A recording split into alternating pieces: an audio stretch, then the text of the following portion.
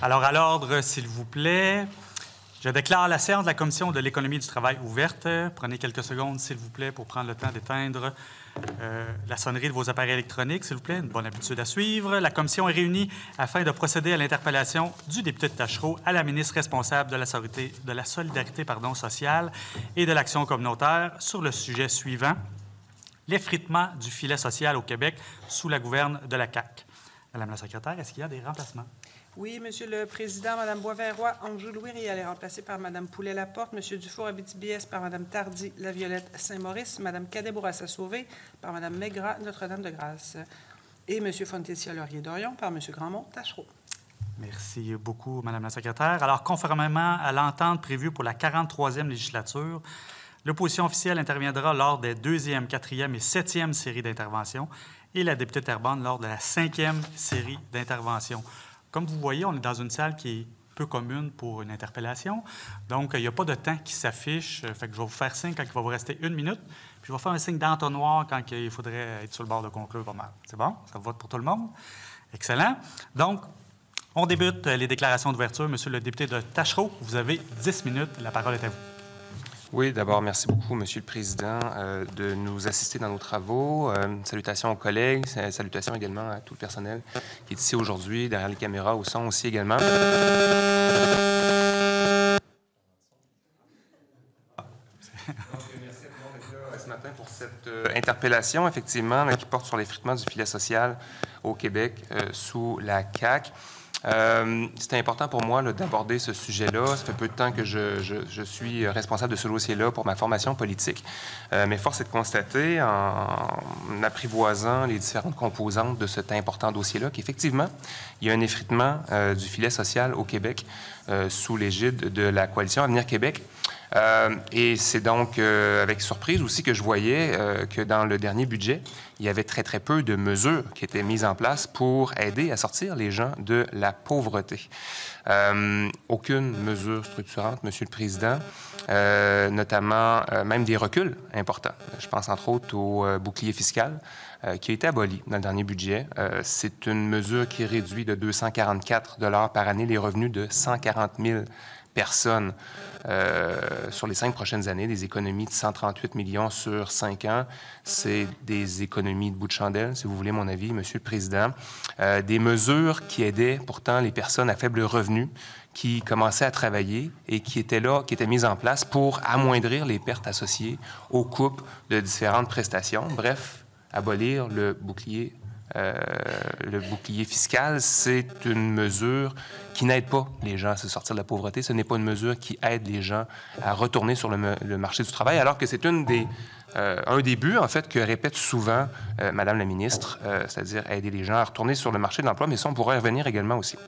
Bref, aucune mesure structurante et aucune mesure non plus qui pourrait agir en prévention pour aider les personnes qui pourraient éventuellement perdre leur emploi dans le cadre de la guerre tarifaire qu'on subit avec notre voisin du Sud. Le premier ministre a souvent parlé d'environ 160 000 personnes qui sont à risque de perdre leur emploi.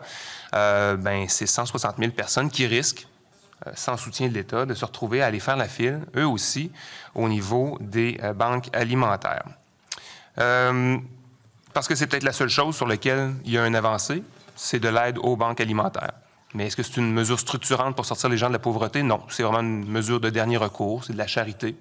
C'est simplement leur dire, voici la façon pour ne pas mourir de faim, tout simplement. Mais ce n'est pas une façon de sortir les gens de la pauvreté. On les envoie directement vers les banques alimentaires. Et donc, c'est peut-être la seule mesure sur laquelle il y a eu une amélioration, mais on ne vient pas agir en amont sur la pauvreté. Aussi, j'aimerais parler non seulement du budget, mais aussi du plan de lutte à la pauvreté.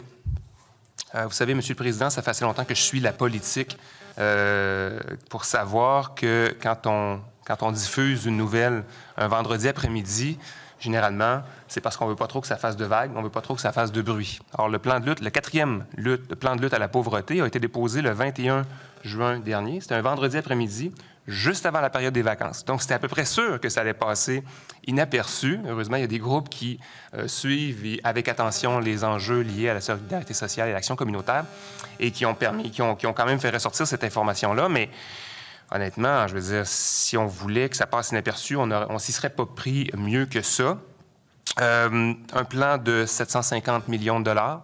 Je l'ai ici sous la main, là. 71 mesures, dont quelques-unes sont financées pour un total de 750 millions de dollars sur 5 ans, 4 fois moins que les 3 milliards du plan de lutte à la pauvreté numéro 3, ce qui a fait dire au collectif pour un Québec sans pauvreté que ce plan-là, la quatrième mouture du plan de lutte pour la lutte à la pauvreté, était un plan insignifiant. Et je suis pas loin d'être d'accord avec eux, en fait, parce qu'effectivement, il n'y a pas grand-chose là-dedans qui est très solide. Aucune cible d'amélioration du revenu pour les personnes à cité sociale et les travailleurs pauvres, alors que c'est une exigence de la loi qui vise à lutter contre la pauvreté et l'exclusion sociale. Aucune mesure structurante pour améliorer le revenu des gens. Pire, il y a même des reculs. Il y a des mesures, en fait, qui sont mises en place, notamment en ce qui concerne le supplément de revenus garanti, de revenus de travail, qui permet de garder 10 % des gains de travail qui excèdent les revenus de travail permis. Mais quand on fait le calcul, Monsieur le Président, en gros, ça permet de travailler 4 heures par semaine. En fait, travailler 4 heures par semaine, ça permet d'aller chercher 7,30 $ de plus par mois.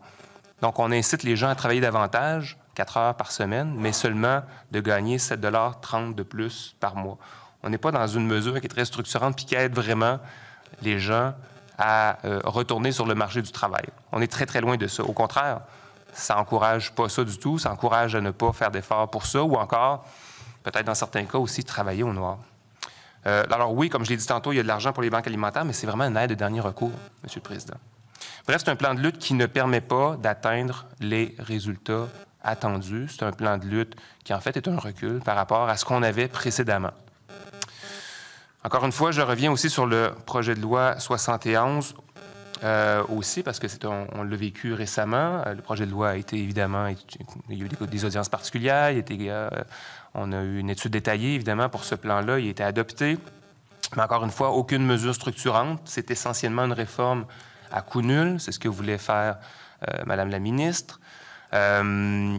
Aucune augmentation des prestations d'assistance sociale. Donc, les gens ne gagnent pas plus d'argent. Être sur l'aide sociale ne permet pas de vivre non seulement dignement, mais d'assurer ses besoins essentiels, ses besoins de base. Vous savez, une personne qui a le revenu de base à l'aide sociale, je ne fais pas référence au programme revenu de base, là, mais vraiment aux 829 $ par mois qu'une personne sans contrainte à l'emploi gagne par mois. C'est même pas 10 000 $ par année. Est-ce qu'on peut s'imaginer 2 secondes vivre avec moins de 10 000 $ par mois? Je pense qu'on parle suffisamment chez Québec solidaire, puis on informe suffisamment le gouvernement de l'état de l'évolution de la crise du logement actuellement. Actuellement, un 3,5, ça ne se loue pas en bas de 900 $ par mois. 900 $ par mois, c'est collé sur le...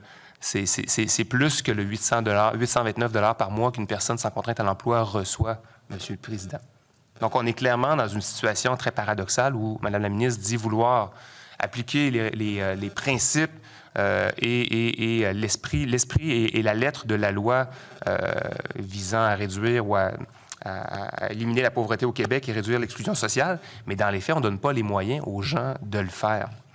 Dans ce projet de loi 71 également, qui a été adopté, donc, et sanctionné, des reculs importants aussi pour les personnes qui ont des contraintes temporaires à l'emploi, notamment des personnes avec enfants à charge de moins de 5 ans, des personnes de plus de 58 ans, pour des compressions totales de 100 millions de $. Donc, dans le projet de loi, on met en place des mesures. En fait, on enlève la possibilité automatiquement à certaines personnes, notamment les personnes avec enfants à charge de moins de 5 ans et les personnes de plus de 58 ans, pour aller chercher un 100 millions de $ qui, dans les faits, ne permet pas de renflouer les coffres de l'État, mais de l'autre côté, handicape les personnes qui sont dans des situations de précarité importantes. On n'aide pas à sortir les gens de la pauvreté. Évidemment, on a des craintes aussi pour la reconnaissance des contraintes sévères à l'emploi. On tombera dans les contraintes de santé plutôt que les contraintes au travail. On est très inquiété de comment tout cela va s'opérer. On a de la misère à voir aussi quelle sera la trajectoire d'application de ce projet de loi-là. On n'a pas d'idée sur la marche à suivre ou en fait l'échéancier d'application ou d'adoption d'abord des règlements qui découlent du projet de loi 71. on est complètement dans le noir. Puis en fait, quand je dis on, c'est les personnes qui sont en situation de grande vulnérabilité au Québec. Ils ont beaucoup d'inquiétudes, ne savent pas où on s'en va avec ça. Tout ce qu'ils savent, c'est qu'il y a des couperets qui sont au-dessus de leur tête, des épées de Damoclès, qui sont déjà dans une très, très grande vulnérabilité et on risque, encore une fois, de compliquer leur vie avec toutes sortes de mécanismes qui, pour l'instant, ne sont pas encore appliqués. La pauvreté, ça coûte cher, Monsieur le Président. Ça coûte cher. Je reviendrai tout à l'heure avec des statistiques plus détaillées là, sur les personnes en situation qui sont à l'aide sociale, mais pour ce qui est des personnes en situation d'itinérance, donc on est dans l'extrême vulnérabilité, 72 500 $ que ça coûte par année en soutien de toutes sortes à la société par personne, alors que leur permettre d'atteindre ou d'obtenir un logement social avec une aide pour être capable de faire une transition vers un retour à la vie un peu plus dite normale, bien, ça coûterait un tiers de moins à l'État québécois. Donc, c'est des choix qui sont faits par le gouvernement qui, non seulement ne permettent pas de respecter la dignité et la couverture des besoins de tout le monde, mais en plus, qui coûtent beaucoup plus cher à l'État québécois. Merci beaucoup, M. le Président. Merci à vous, M. le député de Taschereau. Désolé, il y avait un petit peu d'interférence. C'est pour ça qu'on a allumé un autre micro là, pour essayer de contrecarrer ces zones désagréables. Si vous pouvez juste éloigner vos appareils électroniques peut-être du micro, là, ça peut aider. Madame la ministre, la parole est à vous pour 10 minutes. Merci beaucoup, Monsieur le Président. Permettez-moi de vous présenter les deux députés qui m'accompagnent. La députée de La Violette Saint-Maurice, qui est aussi mon adjointe parlementaire en matière d'action communautaire, et la députée de La Porte, qui est adjointe gouvernementale en matière de sécurité alimentaire. Je salue le député de Taschereau qui m'invite à cette discussion sur un sujet très important, la solidarité sociale, l'action communautaire, notre filet social. On a rencontré le Pignon Bleu hier ensemble, d'ailleurs, étant très sur le terrain. Et je salue la députée de Notre-Dame-de-Grâce qui a participé aux travaux qui ont permis d'adopter à l'unanimité la loi modernisant le régime d'aide sociale. C'est vraiment, lorsque le premier ministre, en octobre 22, m'a nommé comme ministre responsable de la solidarité sociale et de l'action communautaire, ça a été une grande fierté parce que c'était la première fois qu'un gouvernement nommait une ministre en titre responsable de ces deux grandes missions, parce que habituellement, les gouvernements nomment une ministre ou un ministre à travers différents autres portefeuilles et ce sont des missions, la solidarité sociale et l'action communautaire, qui se perdent un peu à travers les autres responsabilités. Ce que ça signifie, c'est que notre gouvernement reconnaît ses enjeux, ses priorités avec toute l'attention qui est méritée, avec le leadership qui est dédié, avec les ressources qui sont adaptées. Et c'est un changement fondamental de pensée dans notre conception de notre société et surtout face à notre responsabilité collective envers les plus vulnérables. Il faut se rappeler que depuis 2021, le Québec s'est hissé aux côtés des grandes nations qui sont reconnues pour leur justice sociale en affichant le plus bas taux de faibles revenus comparables à des pays qui sont notoirement connus pour leur justice sociale, la France, la Suède, la Suisse, l'Espagne, l'Italie. Et pour avoir un filet, pour avoir cette nomenclature de nations qui se classe parmi les meilleures au monde pour son filet social, bien, il en faut un solide, il faut des politiques inclusives, il faut que le Québec puisse se démarquer parmi les meilleurs en matière de lutte contre la pauvreté, en surpassant de nombreux autres pays à travers le monde, évidemment. Et je prends un moment pour parler de l'action communautaire. Et la mesure de l'impact de l'action communautaire sur le terrain. Le gouvernement finance 4 500 organismes communautaires qui œuvrent sur le territoire. Ces organismes couvrent un large éventail de services qui sont essentiels. Soit 600 000, c'est-à-dire 60 000 travailleurs et travailleuses qui sont engagés dans des organismes qui sont animés par une réelle passion et une réelle mission pour venir en aide aux gens. Des centaines de milliers de bénévoles qui travaillent, qui donnent de leur temps, de leur cœur, de leur expertise pour aider ceux qui en ont besoin. Et je veux d'ailleurs profiter de l'occasion pour souligner la semaine des popotes roulantes qui a lieu là, en ce moment. Et je veux féliciter et remercier tous les bénévoles qui s'impliquent auprès des 155 organismes membres du regroupement des popotes roulantes. Le milieu communautaire est important. Un exemple, c'est les banques alimentaires. Vous avez évoqué les banques alimentaires qui font un travail extrêmement important. Et la demande a explosé dans le cadre de la pandémie avec la hausse du coût de la vie. Les indicateurs nous disent que il y a une demande qui a explosé de plus de 55 % lorsque les banques alimentaires sont venues cogner à la porte. Immédiatement, on a répondu à cette demande des banques alimentaires. On a répondu à 100 % pour que les banques alimentaires puissent distribuer à travers les 1300 comptoirs alimentaires à travers le Québec la nourriture qu'il était dorénavant nécessaire d'acheter, mais pas seulement signer un chèque. Il y a beaucoup plus que ça. Il y a toute une stratégie de sécurité alimentaire qui se met en place dans le cadre du plan de lutte à la pauvreté. Il y a d'autres secteurs qui sont fort importants, Monsieur le Président. Par exemple, le soutien les services de soutien aux femmes victimes de violences. Depuis que nous sommes en poste, c'est plus de 1 milliard, c'est 1,1 milliard de dollars supplémentaires qui ont été ajoutés pour venir en aide à ces femmes.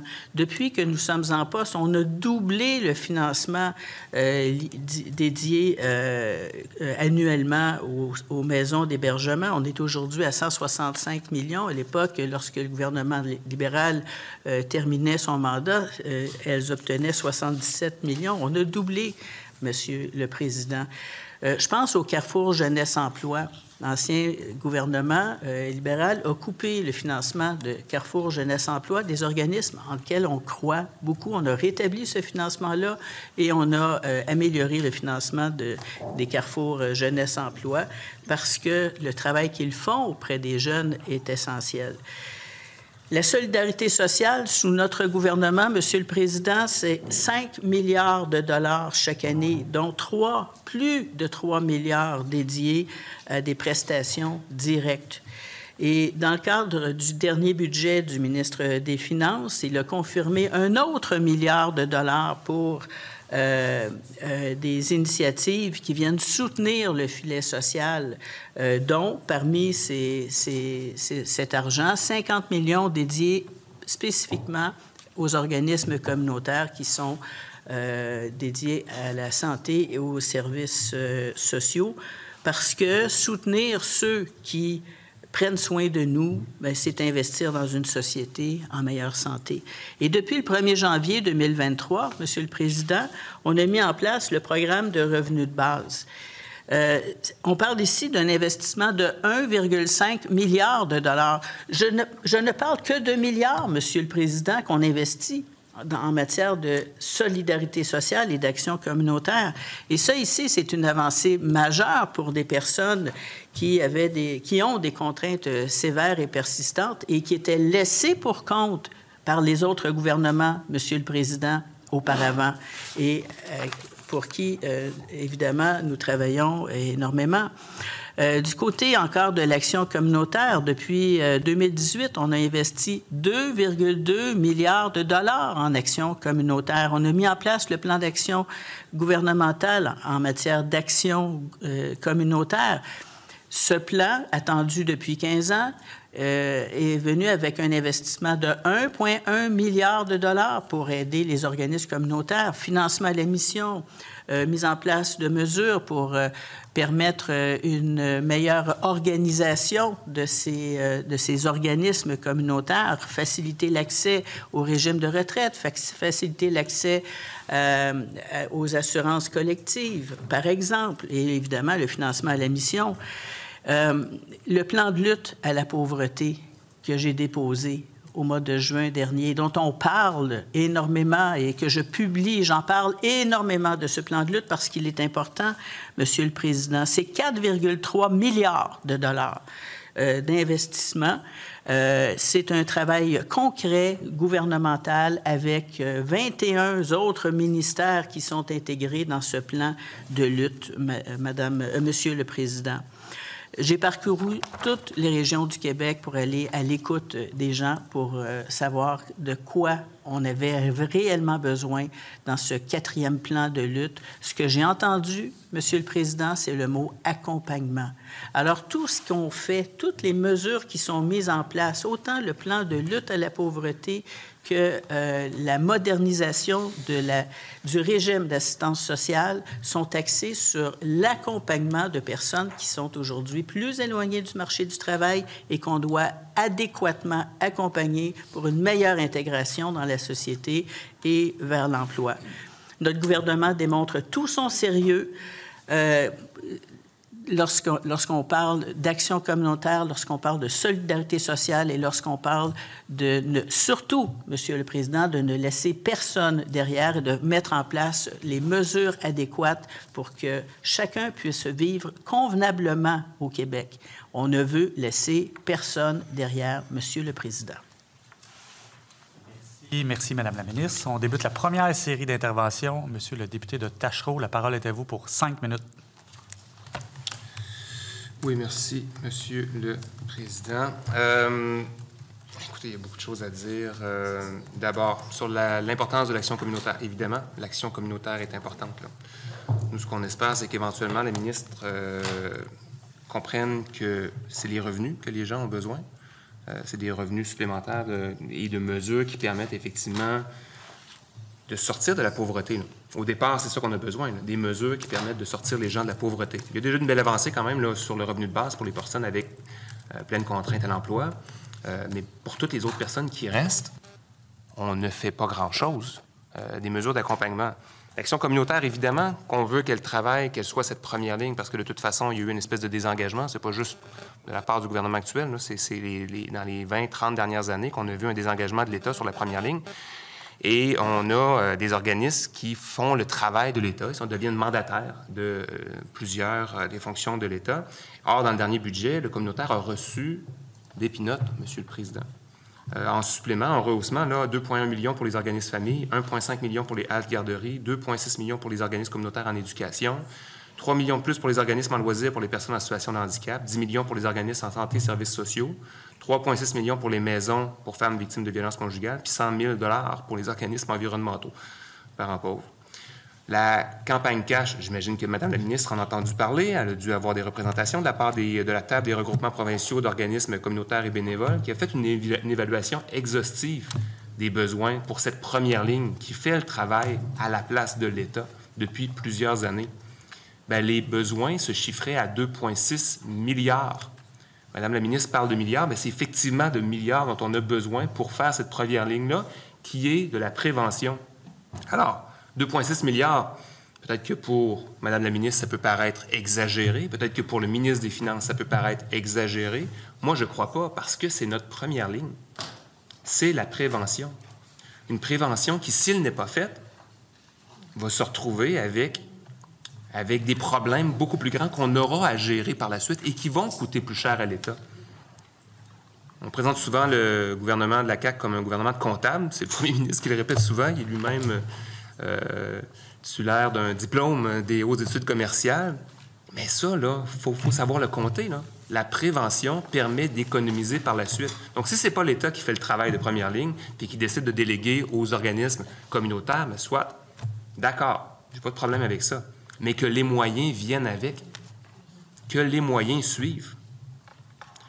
Moi, ce que je trouve du gaspillage, c'est de l'argent perdu dans Northvolt. Ça, c'est des coups de poker incroyables. 710 millions perdus dans Northvolt. C'est la mauvaise gestion dans des projets de transition numérique. 500 millions perdus avec SACLIC. C'est plus symbolique, là, mais 7 millions donnés aux Kings de Los Angeles. Ça, c'est symbolique. Évidemment, c'est un petit montant, mais combien d'organismes on aurait pu aider avec, encore une fois, cet argent-là? Ce sont des choix budgétaires qui n'ont pas de bon sens. Puis un dernier choix budgétaire qui est important et pour lequel on va payer le prix pendant encore longtemps, c'est les baisses d'impôts qui ont été accordées à des Québécoises et des Québécois qui n'en avaient pas besoin et qui nous coûtent aujourd'hui et pour les prochaines années 1,8 milliard de dollars à chaque année. 1,8 milliard qu'on pourrait réinvestir dans la prévention. Des baisses d'impôts données à des gens qui n'en ont pas besoin, Madame la ministre, ça n'a rien de structurant. Ça n'aide pas à sortir les gens de la pauvreté, comme les chèques de 600 et 400 dollars qui ont été envoyés. Ça aide certainement à payer une carte de crédit à la fin du mois quand on est serré, mais il n'y a rien de structurant là-dedans. Il n'y a rien qui sort les gens réellement sur le long terme de la pauvreté. 1,8 milliard que nous coûtent annuellement les baisses d'impôts. Gouverner, c'est choisir, Monsieur le Président. Et dans les choix budgétaires qui ont été faits dans les dernières années, moi, je comprends que la CAQ a choisi de ne pas sortir des gens de la pauvreté. La CAQ a choisi d'aider des personnes qui n'en avaient pas besoin, des gens qui n'avaient pas besoin d'un chèque de 400 ou 600 dollars. J'ai reçu un chèque. J'étais nouvellement député, Monsieur le Président. J'ai reçu un chèque de 600 piastres. Je l'ai versé justement au Pignon Bleu parce que je pense que c'est une valeur un peu plus grande. Je pense que ça aide. Hein, c'est du dernier recours, on l'a dit tantôt. Ce qu'on aimerait, c'est des mesures structurantes pour aider les gens à sortir de la pauvreté. Donc, je reviens là-dessus. Oui, le communautaire, oui, l'action communautaire, oui, la première ligne, mais de grâce, si c'est ça le choix du gouvernement, donnez-leur les moyens. Et dans le dernier budget, c'est pas ce qu'on fait, Madame la Présidente. Monsieur le Président. Merci, Monsieur le député. On enchaîne avec, toujours dans la première série d'interventions. Madame la ministre, vous avez 5 minutes. La parole est à vous. Merci beaucoup, Monsieur le Président. J'aimerais vous parler du plan de lutte à la pauvreté, le 4e plan de lutte à la pauvreté. Ça fait partie de la loi. Le gouvernement se doit de déposer ce plan. Pour le bâtir, ce plan, j'ai fait le tour du Québec. Je suis allée dans chacune des régions, souvent accompagnée par mes collègues et par des membres de l'équipe. J'ai été en milieu rural, milieu urbain. J'ai fait les petits 100 km de plus pour aller voir qu'est-ce qui se passe derrière, là où il n'y a jamais personne, puis il n'y a pas de ministres qui vont là habituellement. Alors, c'était la surprise et c'était pas préparé, en fait. J'allais voir comment ça se passe. J'allais discuter avec les gens, puis entendre leurs préoccupations. J'ai pu constater qu'il y avait des besoins, évidemment. La pandémie a fait très mal. Le coût de la vie fait très mal. C'est pas le gouvernement qui en est responsable, mais on a la responsabilité d'aider le mieux possible les gens. Ce que j'ai entendu, Monsieur le Président, c'est le mot accompagnement. Ce dont on a besoin, ce qu'on m'a dit, c'est accompagner. Il faut accompagner les gens parce que les gens sont plus éloignés du marché du travail. Ils ont besoin qu'on les accompagne mieux. Alors, il faut mettre en place des mesures conséquentes. On a reçu 273 mémoires. J'ai rencontré des centaines de personnes. J'ai eu des groupes de discussion. Il y a eu, et tiens, je salue la députée de Terrebonne qui est avec nous. J'ai eu des rencontres avec mes collègues ministres. Il y a eu des rencontres interministérielles. On a vraiment fait le tour, Monsieur le Président, pour s'assurer d'avoir la meilleure réponse possible. C'est 4,3 milliards de dollars, ce plan de lutte à la pauvreté. Il y a plus de 3 milliards dédiés à l'habitation et à la lutte à l'itinérance, parce que, oui, on voit ça dans notre société aujourd'hui. Et 750 millions de différentes mesures, dont 141 millions en sécurité alimentaire. Monsieur le Président, une stratégie de sécurité alimentaire. Pas seulement donner un chèque à Banque alimentaire Québec pour qu'ils aillent acheter de la nourriture, mais travailler avec le milieu pour s'assurer que la nourriture soit plus rapprochée des gens et que les gens puissent l'utiliser, cette nourriture-là, et être nourris, autant les enfants que les aînés, que les familles. Alors, c'est à ça qu'on travaille, Monsieur le Président. Alors, axé sur l'accompagnement, et dans ce plan de lutte, on a intégré une bonne partie de la modernisation du régime d'assistance sociale, ce qui n'avait pas été fait depuis 20 ans, Monsieur le Président. Alors, on a soulevé toutes les pierres pour voir comment on pouvait mieux aider, comment on pouvait simplifier, comment on pouvait mieux accompagner. Et on arrive aujourd'hui avec des accompagnements personnalisés pour les personnes qui sont en difficulté, Monsieur le Président.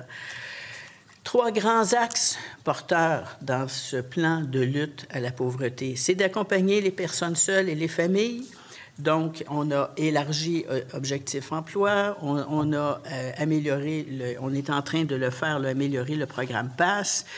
On amène les gens vers la formation pour qu'ils puissent terminer leur secondaire 5, Monsieur le Président, parce que 42 % des personnes qui sont prestataires de l'aide sociale n'ont pas de diplôme d'études secondaires. Alors, on veut les aider.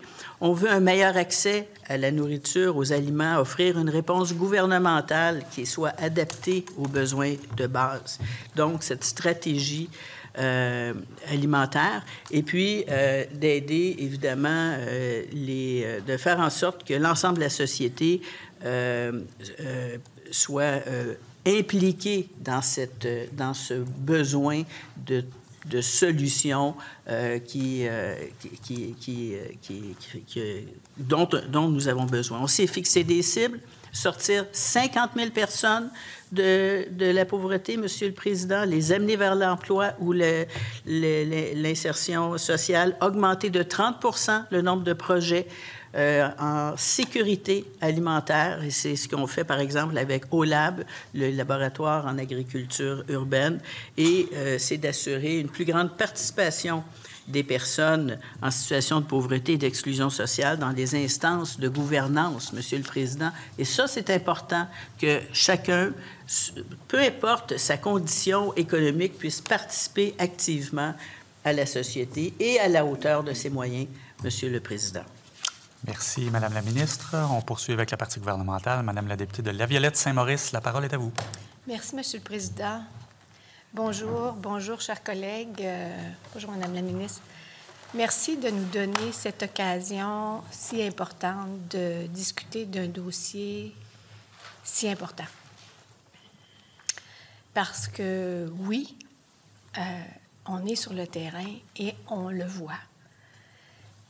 Depuis 2018, on l'a constaté, les députés terrain, que le portrait de la pauvreté a changé.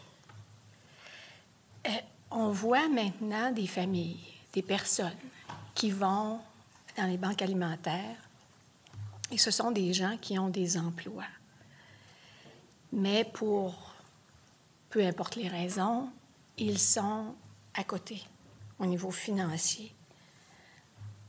Les taux hypothécaires ont explosé, ce qui a fait que nos citoyens, nos familles qui vivaient relativement bien, avec tout ce qui est arrivé au niveau économique partout dans le monde, ça a rendu ces gens-là plus pauvres.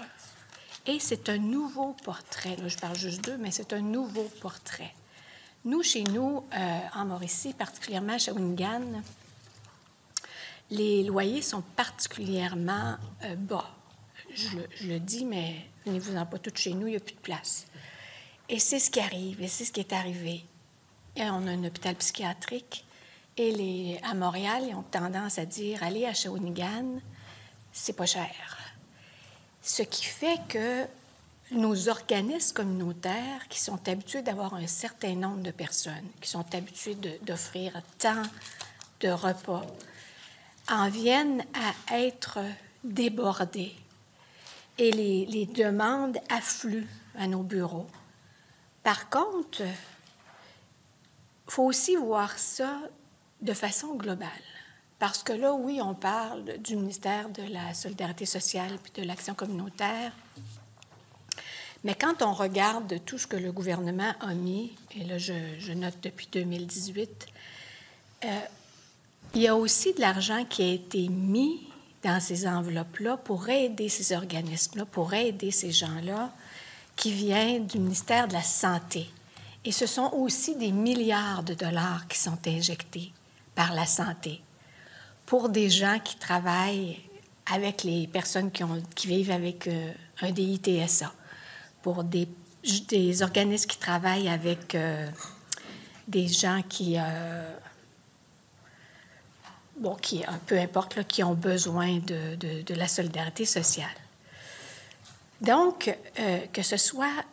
Et ces gens-là, on les prend en charge et par le plan gouvernemental de la solidarité sociale, on leur permet de s'intégrer ou de se réintégrer sur des plateaux de travail. Et c'est ce qu'on veut faire. Mais permettez-moi d'aller depuis, là, je vous fais quand même un petit historique. Depuis 2018, le gouvernement du Québec a quand même mis en œuvre des plans d'action successifs pour lutter contre la pauvreté, pour favoriser l'inclusion économique et sociale. Il y a eu beaucoup d'initiatives. Bon, je pourrais nommer les acronymes, là. On en perd notre latin nous-mêmes, là. Donc, le plan d'action gouvernemental pour l'inclusion économique et la participation sociale 2017-2023, PAGIEP. Le plan d'action gouvernemental visant la lutte contre la pauvreté et l'exclusion sociale 2024-2029. Les objectifs qu'on vise, ce sont toutes des mesures qui sont mises en place pour améliorer les conditions de vie. Vous le savez, on partage ce sentiment-là, cette urgence-là, et c'est ce qu'on fait. Et je peux vous dire que la ministre, elle défend bien son dossier. Et on a une très bonne ministre, et Madame la ministre l'a dit, c'est un nouveau ministère, donc c'est une reconnaissance en soi. Est-ce qu'il y a assez d'argent? Est-ce qu'il y a assez d'argent? C'est certain qu'il n'y a pas assez d'argent. Le portrait a changé. Est-ce qu'on veut les prendre en charge? Est-ce qu'on travaille sur l'avant? Bien, c'est oui, on travaille sur l'avant. Le PAGIEP, je clôt, je termine. C'est ce que ça veut dire? Un petit entonnoir. Un petit entonnoir. Donc, le PAGIEP a débuté en 2017, mais la majorité des actions ont été mises en 2017. Merci beaucoup, Madame la députée. On débute la deuxième série d'interventions avec l'opposition officielle. Madame la députée de Notre-Dame-de-Grâce, la parole est à vous. 5 minutes. Merci, Monsieur le Président, et je salue les collègues de la banquette ministérielle ainsi que les collègues ici en opposition.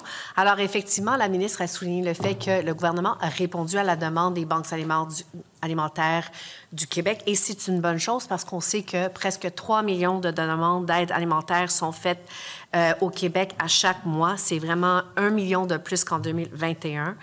Et ce sont, on sait que c'est des personnes, pas juste des personnes sans emploi, mais aujourd'hui, près d'un ménage sur 5 est aidé par les banques alimentaires qui ont un emploi comme source principale de revenus. On parle de gens qui travaillent souvent à temps plein, mais qui n'arrivent plus à se nourrir. Alors, la situation, c'est pas juste une question d'urgence humanitaire, c'est un échec économique, effectivement.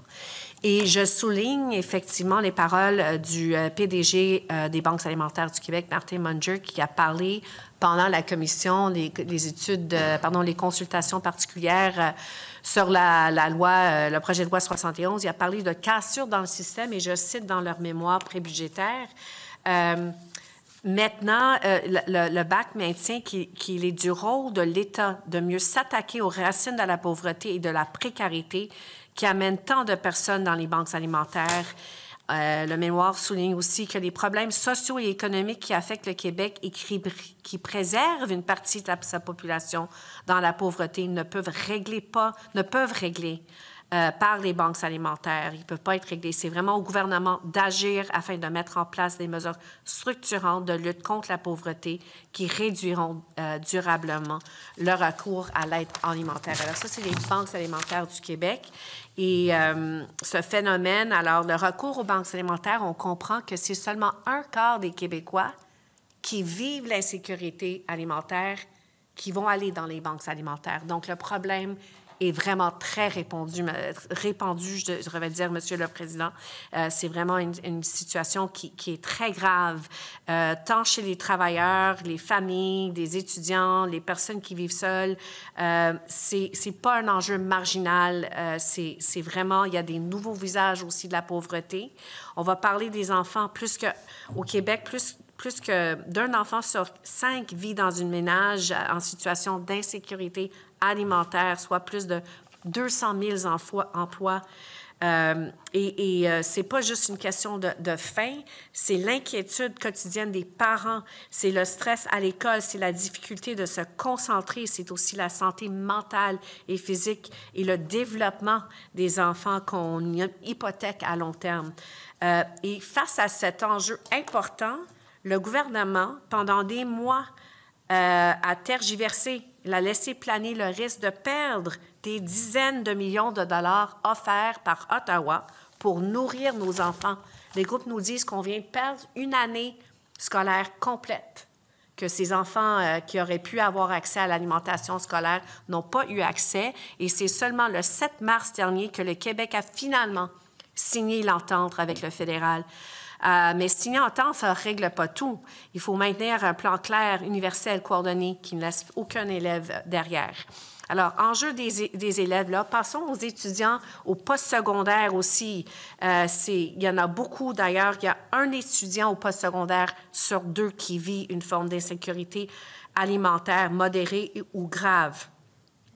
Il y a beaucoup d'exemples et effectivement, ce qui se passe, c'est que pour pallier cette urgence, les campus se sont transformés en refuges alimentaires. Des frigos communautaires, des banques alimentaires, paniers solidaires, cafés suspendus. Ce sont des initiatives mises sur place par des assos étudiantes et des bénévoles, souvent à bout de souffle. Alors, on est en train de perdre des talents, Monsieur le Président. On compromet des parcours. On affaiblit une génération. Donc, il faut passer à l'action, pas juste en mode réaction, mais en mode prévention et poser des gestes et mettre en place des politiques qui sont vraiment structurantes parce que là, on fait face à une normalisation du phénomène de pauvreté et d'insécurité alimentaire. Donc, lorsqu'on parle du filet social, c'est sûr qu'il y a les banques alimentaires qui sont en réponse, mais il faut être en mode prévention pour réduire cette insécurité alimentaire qui est un élément essentiel du filet social. Il faut la renforcer et éviter que les gens aient recours aux banques et qui vivent cette insécurité alimentaire. Merci, Monsieur le Président. Merci à vous. On continue avec Madame la ministre. La parole est à vous, 5 minutes. Oui, merci beaucoup, Monsieur le Président.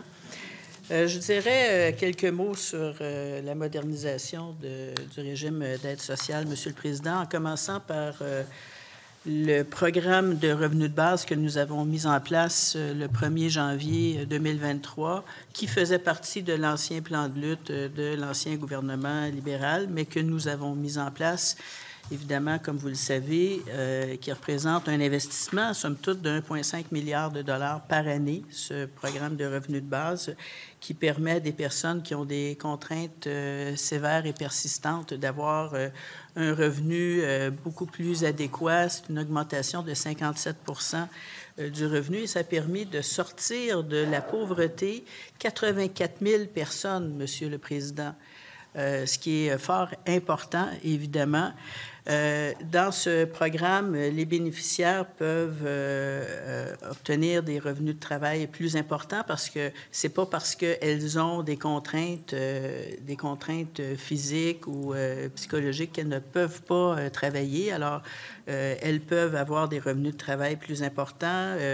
L'accumulation de biens aussi est plus importante en termes d'assouplissement, puis assouplissement pour les couples aussi. Les règles sont plus flexibles pour les bénéficiaires qui vivent en couple.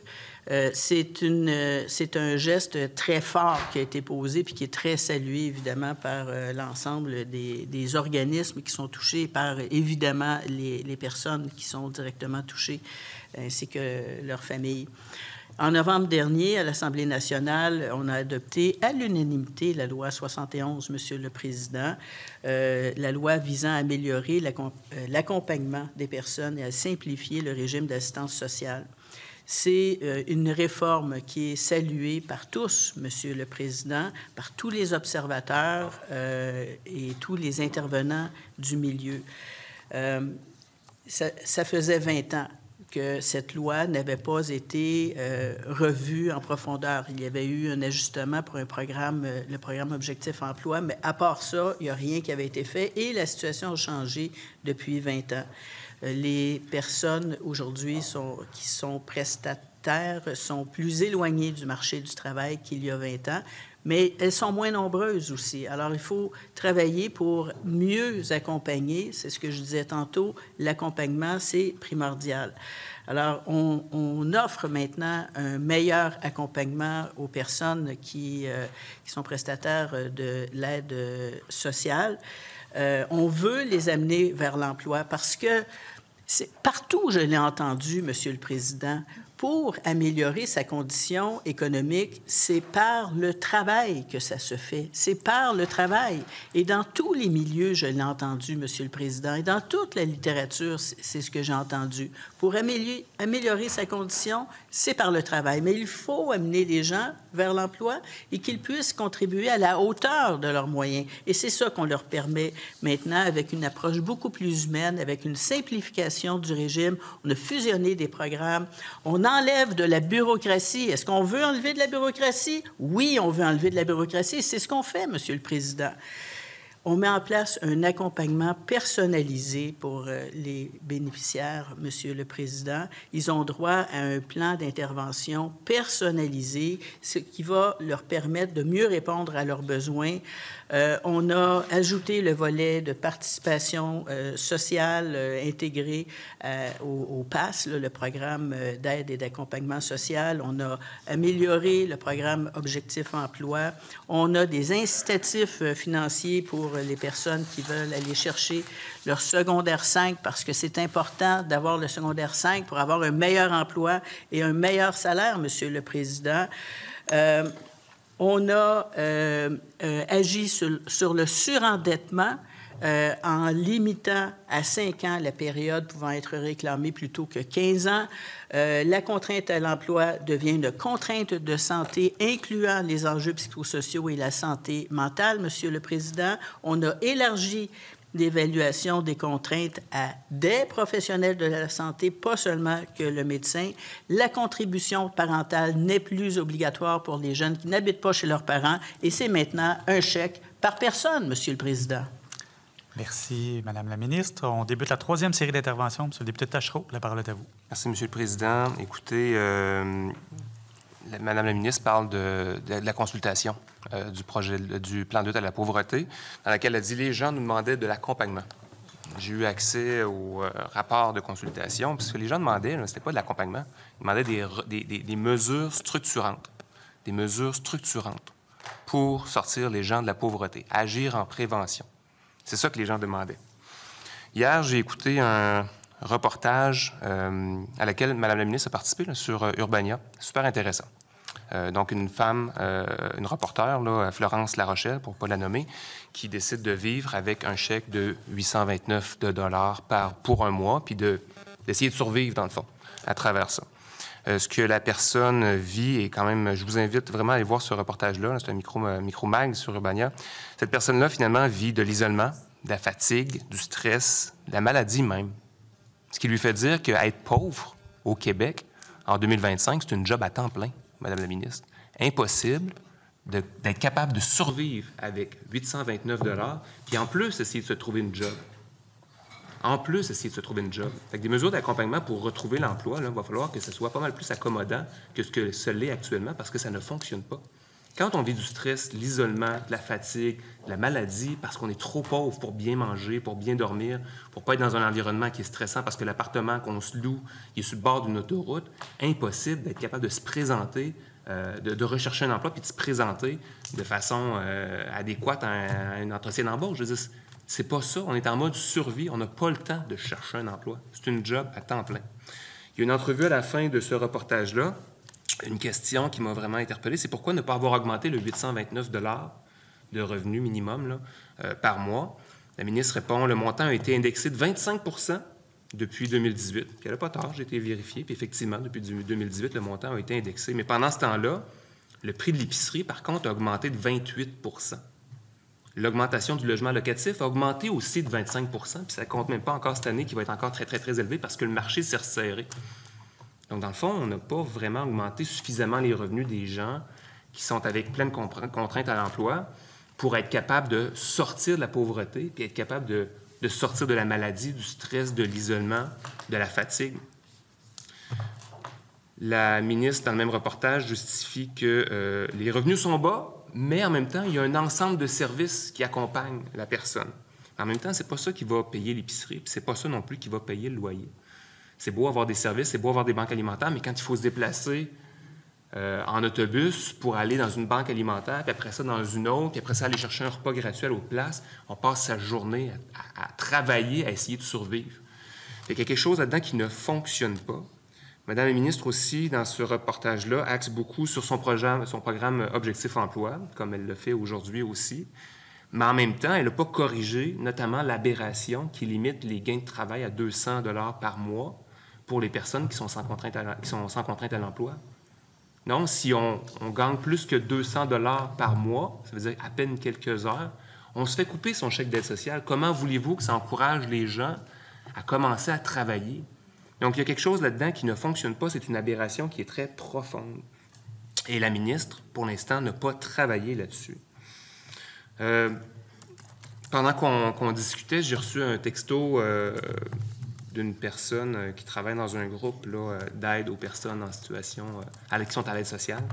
Puis elle me dit « Écoutez, la ministre me donne l'impression de perdre mon temps présentement, mais ça confirme sa non-écoute en lien avec le besoin de mesures structurantes. » Elle ajoute « Cela confirme que notre travail dans les prochains mois ne sera pas fait auprès de la ministre. » Parce que ce que je comprends de cette affirmation-là, c'est que Mme la ministre n'a pas le pouvoir d'influencer suffisamment le ministre des Finances pour être capable d'aller chercher des mesures structurantes, des budgets suffisants pour être capable d'aider réellement les gens au Québec.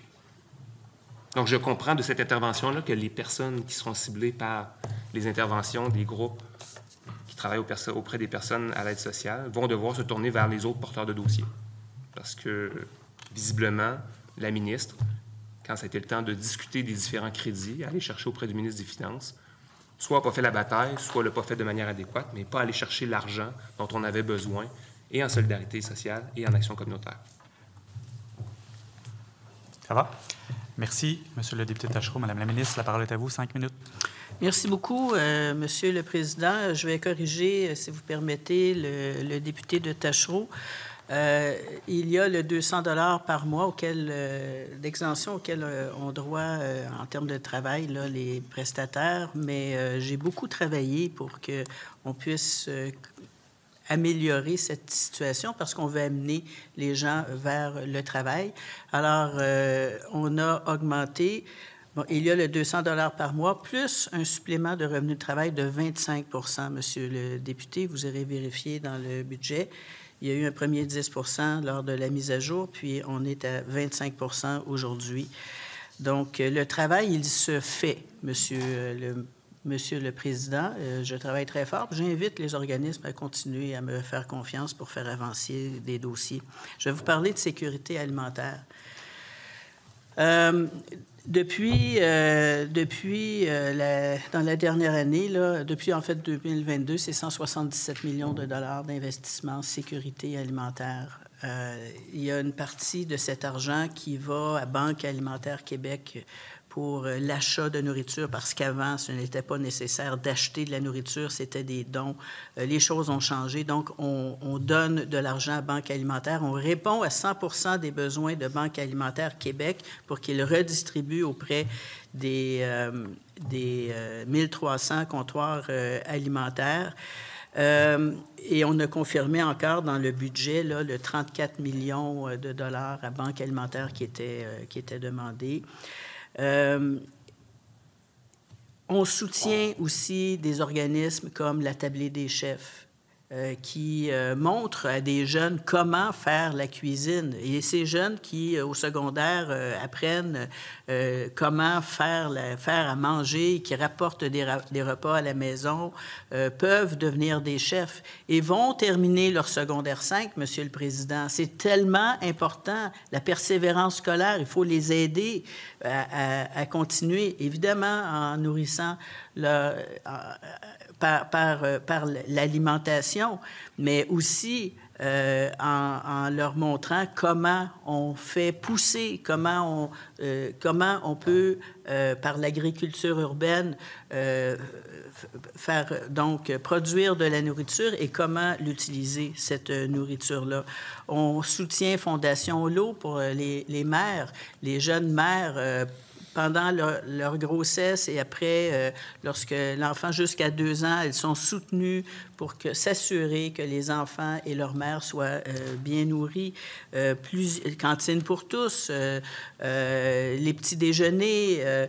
Et puis hier encore, on rencontrait le Pignon Bleu qui a un impact très important ici dans la capitale. Le plan de lutte, Monsieur le Président, contient des mesures. Pour la première fois, on a inscrit dans le plan de lutte à la pauvreté un axe sécurité alimentaire.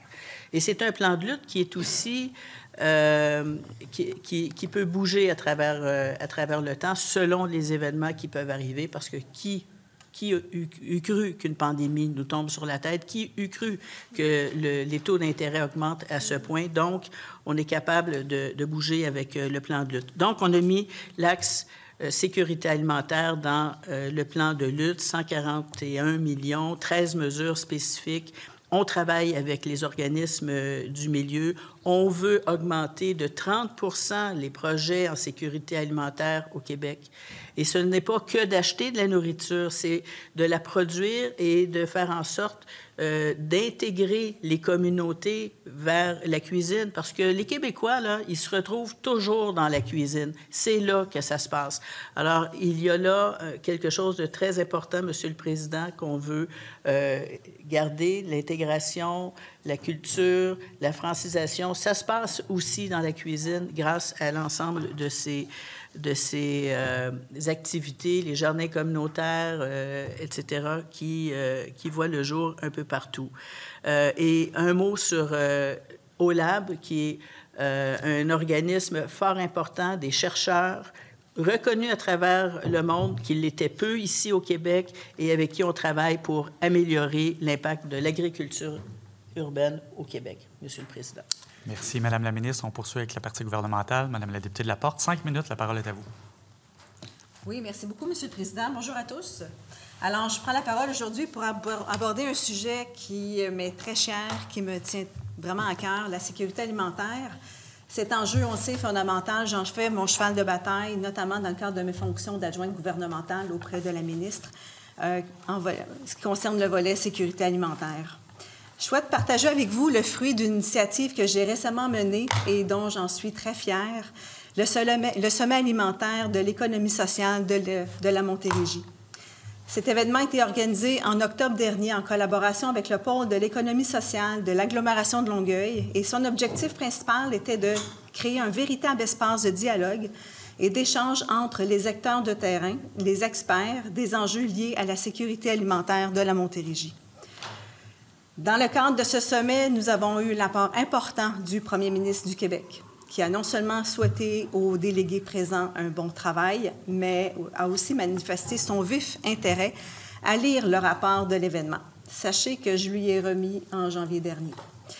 Pour l'ensemble des personnes présentes, cette opportunité offerte par le premier ministre est considérable. Aussi, par une présence significative de 4 ministres dans le cadre d'un panel dont la ministre ici présente, nous démontrons clairement la portée des projets structurants émergents d'action collective.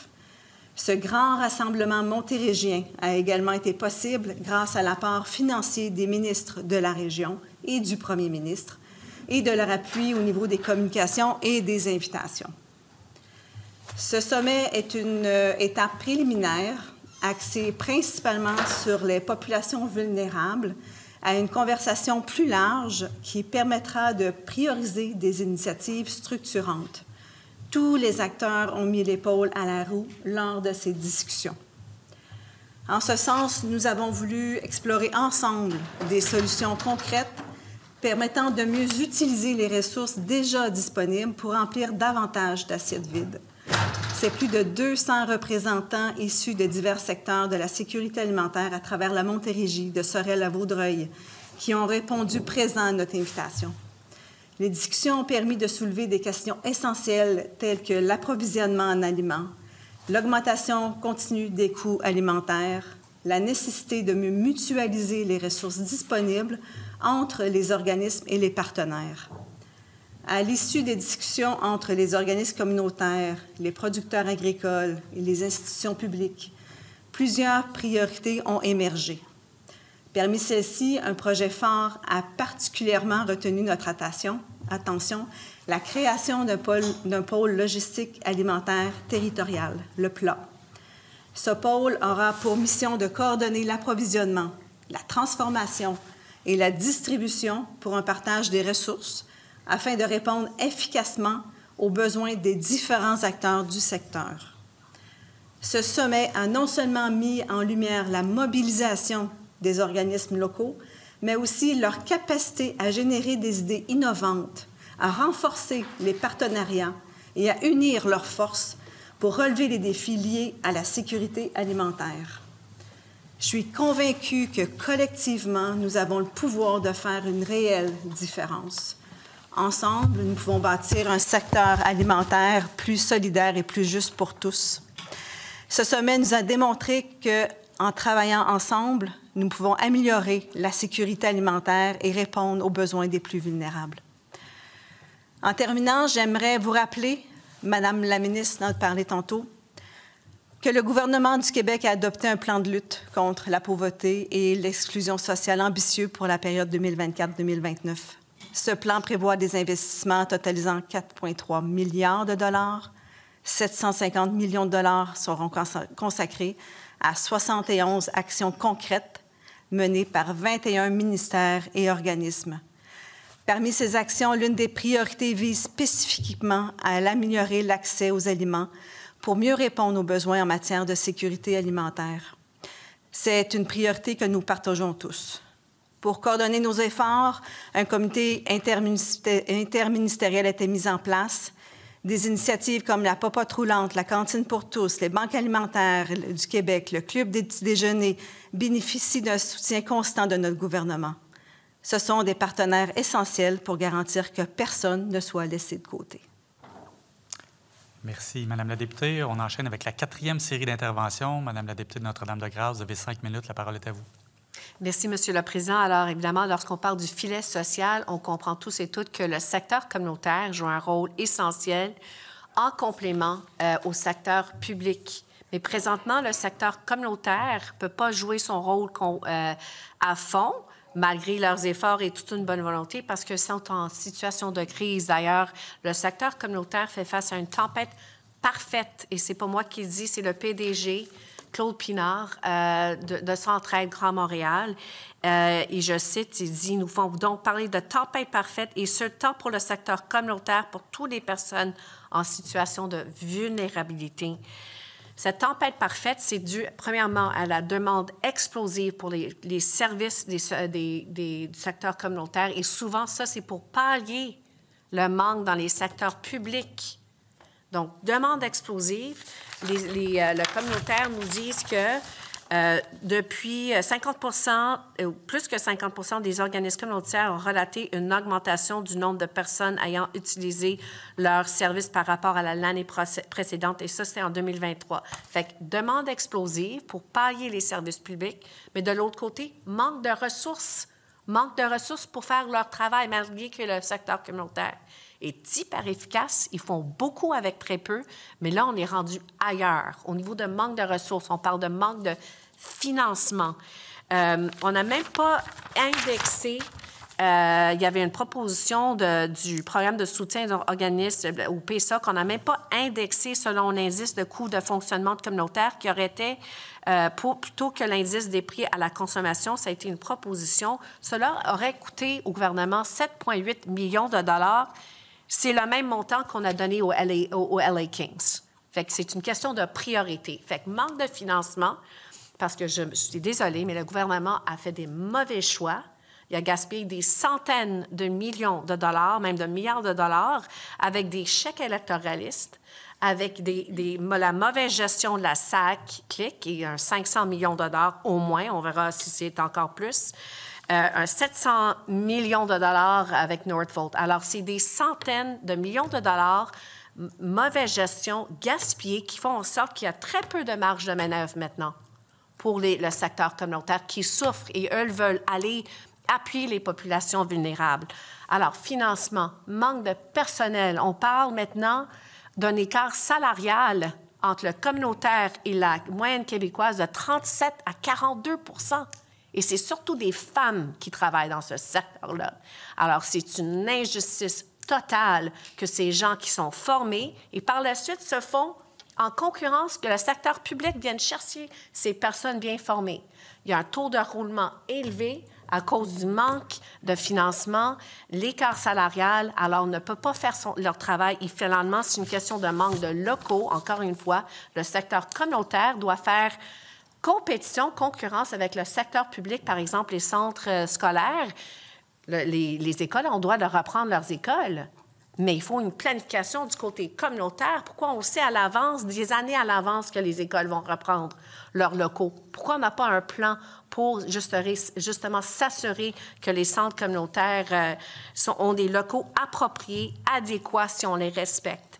Alors, je cite exactement, on connaît très bien le centre à Hansik. Finalement, le gouvernement fédéral a dû intervenir récemment avec un 15 millions à Laval, le Patro Laval, ici à Québec. Le gouvernement fédéral et la Ville du Québec, on doit intervenir. Et je cite la PDG, Mme Caroline Bisson, qui dit « Écoutez, c'est gênant, on ne voit pas que ce projet-là, qui est structurant, est une occasion pour eux, c'est-à-dire le gouvernement du Québec, de montrer qu'ils sont là avec le communautaire. » Présentement, ce qu'on sent, c'est leur absence.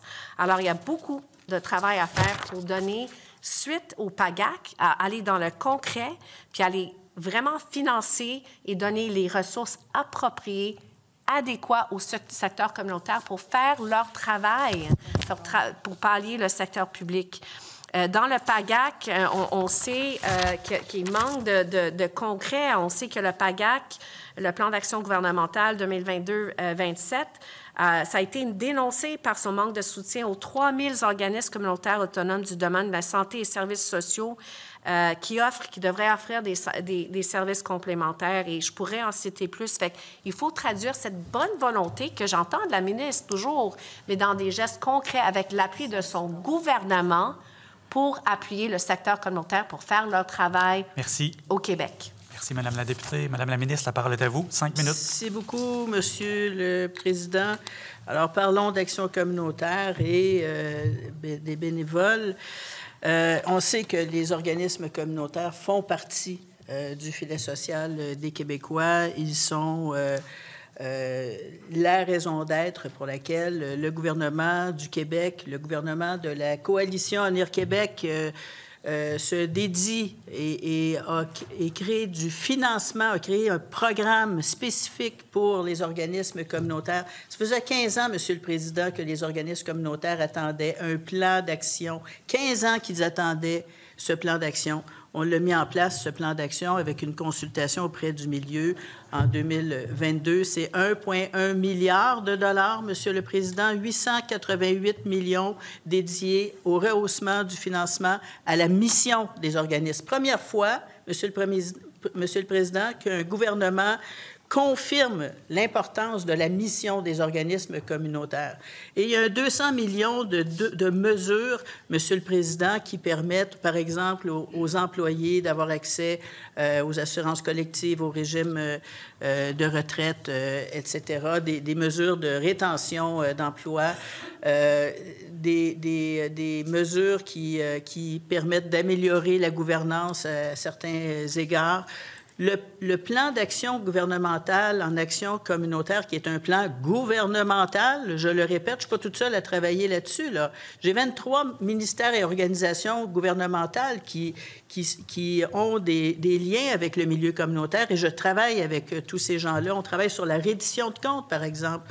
On a mis en place une reddition qui est saluée par les organismes parce qu'on a relevé le seuil d'audit pour les organismes communautaires. On est passé de 200 000 à 500 000. C'est des millions de dollars d'économie pour les organismes communautaires qui peuvent dédier leurs ressources à leur mission, non pas à la reddition de comptes. Et on continue à travailler sur cette reddition de comptes, Monsieur le Président.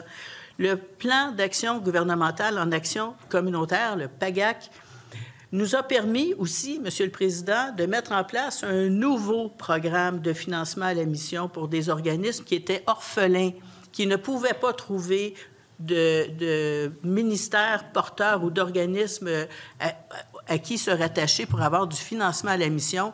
Alors, au sein de mon ministère, nous avons créé un tout nouveau programme. On a fait un projet pilote avec les accorderies, dont les accorderies de Shawinigan et 4 accorderies.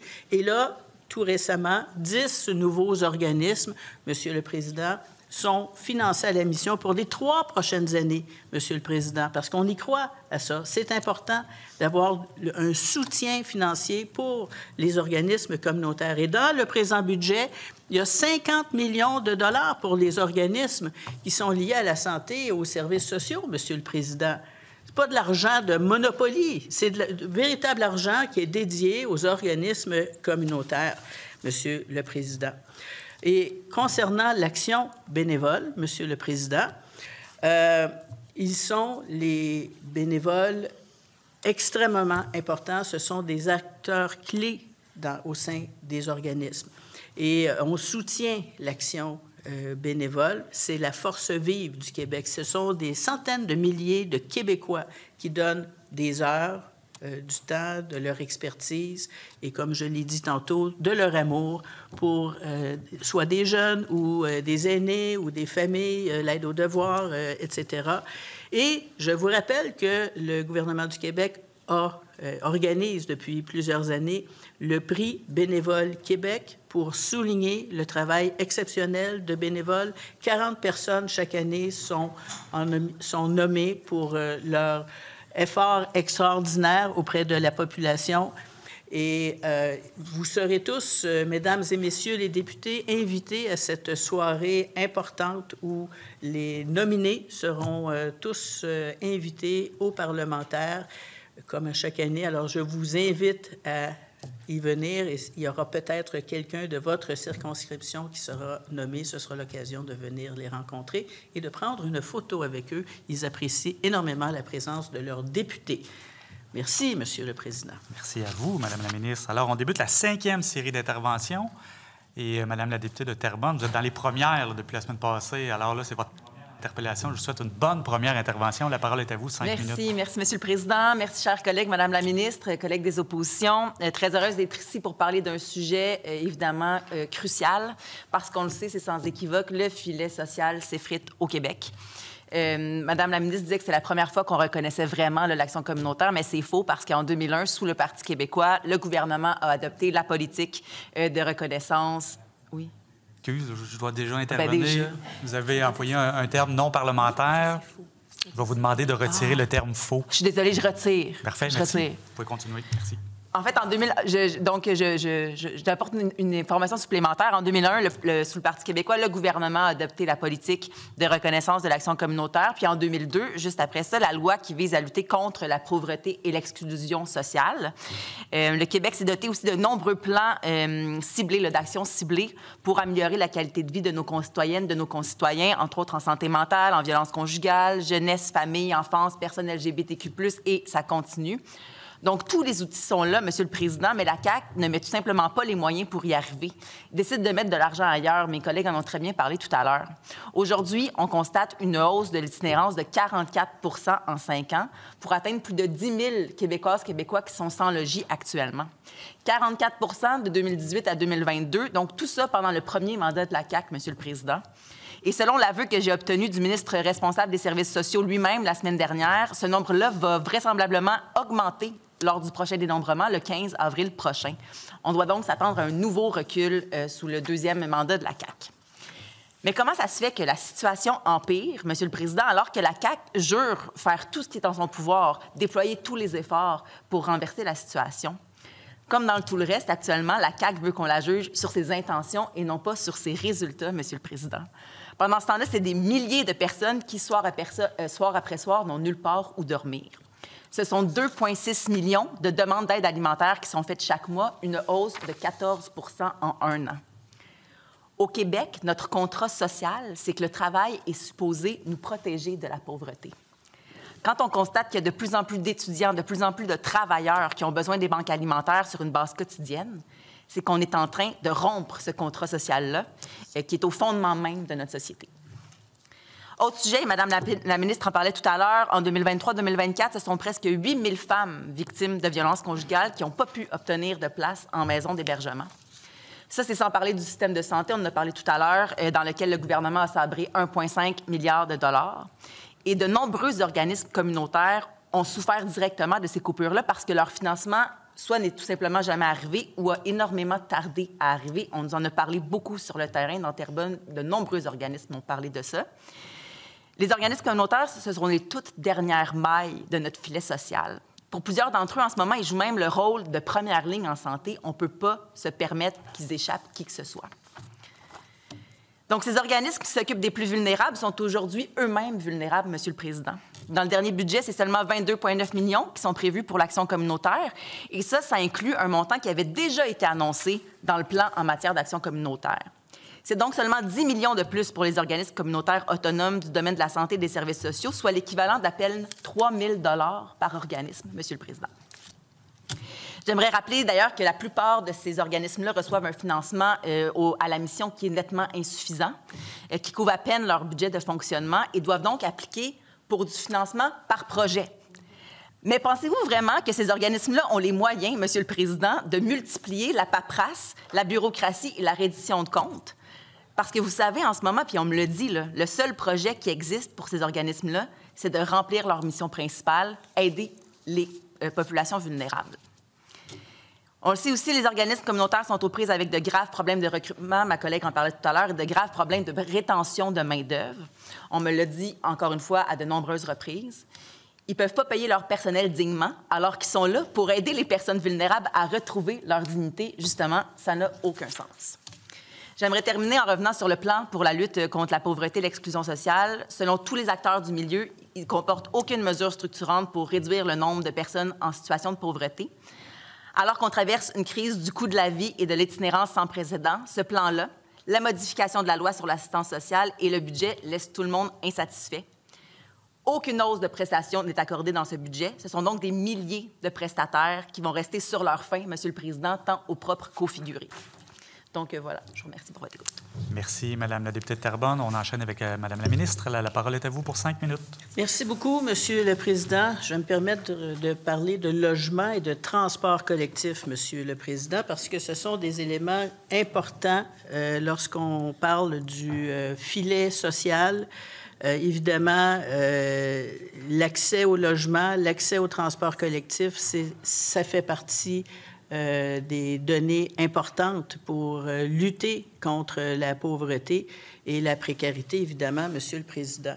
Concrètement, notre gouvernement aide les personnes qui sont en situation de vulnérabilité. On soutient l'accès au logement, Monsieur le Président. Dans le tout récent budget, c'est 75 millions de dollars qui sont ajoutés pour bonifier le programme de supplément au loyer. C'est 1000 PSL qu'on appelle Programme de soutien au logement de plus, Monsieur le Président, pour les personnes qui sont en difficulté. Et ça, le PSL sert aux personnes à payer 25 % de leurs revenus. Et le reste est payé par le gouvernement auprès du propriétaire. On a également annoncé, Monsieur le Président, 228 millions de dollars pour les 3 prochaines années pour rénover et exploiter les parcs d'habitation à loyer modique. La semaine dernière, on a également confirmé 559 millions de dollars additionnels au PQI pour la construction et la réfection de logements sociaux, Monsieur le Président. On a aussi, on sait à quel point les municipalités sont importantes et que les élus municipaux ont à prendre des décisions, à jouer un rôle dans la crise actuelle du logement, et on leur a donné de nouveaux leviers, Monsieur le Président, pour qu'ils puissent accélérer les processus de construction et toutes les décisions préalables pour qu'on puisse construire le plus rapidement possible. Pour contrer la crise du logement, bien, il faut construire du logement. Il y a eu un accroissement, une augmentation importante de la population au Québec dans les toutes dernières années. Ça a un impact sur le logement. Il faut construire plus de logements. Il y a 24 000 logements qui sont en construction à l'heure actuelle, Monsieur le Président, et qui vont devenir des logements disponibles pour la population. Un mot sur le transport collectif, Monsieur le Président. C'est aussi une composante importante dans la lutte à la pauvreté, la lutte à l'exclusion sociale. Il faut permettre aux gens de pouvoir se rendre à leur milieu de travail. Il faut désenclaver des quartiers. Il faut permettre aux personnes de pouvoir se déplacer le plus facilement possible. Je vais vous parler de l'Est de Montréal, Monsieur le Président. Le prolongement de la ligne bleue, on en a parlé pendant 40 ans. Tous les gouvernements précédents, le Parti québécois, le Parti libéral, ont coupé des rubans, ont planté des pelles dans la terre. Jamais rien a levé ou a été vraiment creusé, Monsieur le Président.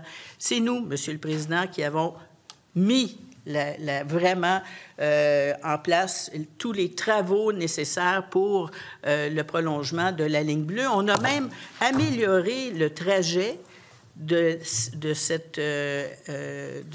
prolongement de la ligne bleue en dépassant la fracture dans l'Est de Montréal, qui est l'autoroute 25, pour qui connaît l'Est de Montréal, pour avoir une entrée du côté d'Anjou. Et ça change tout, Monsieur le Président. On a annoncé tout récemment le PSL, le projet structurant de l'Est. Le Parti québécois est contre le PSL, Monsieur le Président, alors que tous les maires saluent le projet, le PSE, le projet structurant de l'Est qui va désenclaver et la Naudière et l'Est de Montréal. Et ça, c'est important, Monsieur le Président, parce que enfin, on a un projet, tout le monde est d'accord, mais le Parti québécois, malheureusement, n'est pas en faveur d'un mode de transport collectif structurant pour l'Est de Montréal et le démontre facilement, aisément, à peu près tous les jours. Merci, Monsieur le Président. Merci, Madame la ministre. Monsieur le député de Tachereau, on enchaîne avec vous. Vous avez 5 minutes. Oui, merci beaucoup, Monsieur le Président. Écoutez, j'aimerais revenir sur quelques éléments, là. En fait, souvent, le premier ministre dit là, à Québec solidaire ne fait que chialer, que c'est le rôle de l'opposition que de chialer, et qu'on ne fait pas de propositions. Bien, je voulais faire des propositions, justement, mais en même temps, avec la dernière intervention de Mme la ministre, ça va me permettre aussi de répondre à certaines des affirmations qu'elle a amenées. D'abord, dans les propositions de Québec solidaire, ce qu'on aimerait, pour être capable d'être structurant, effectivement, là, sur la lutte à la pauvreté, à l'exclusion sociale, ce serait d'abord d'élargir le programme de revenus de base. On l'a dit, je le répète, ce programme-là est intéressant. D'avoir un revenu de base, il avait été poussé par un ancien député et ministre libéral qui en avait écrit un livre, d'ailleurs, là-dessus, M. François Blais, et on trouve cette proposition-là intéressante, mais elle devrait être appliquée à plus de gens. Elle devrait être appliquée à plus de gens. Parce qu'actuellement, la façon de calculer ou de traiter les gens qui seraient, en théorie, aptes à travailler est contre-productive. Absolument contre-productive. Je l'ai dit en parlant du reportage d'Urbania, être pauvre, être dans la misère à 829 $ par mois, c'est une job à temps plein, ce qui nous empêche de, justement, rechercher un emploi si c'est ça qui est notre voie de sortie plus grande vers une vie digne et exempte de pauvreté.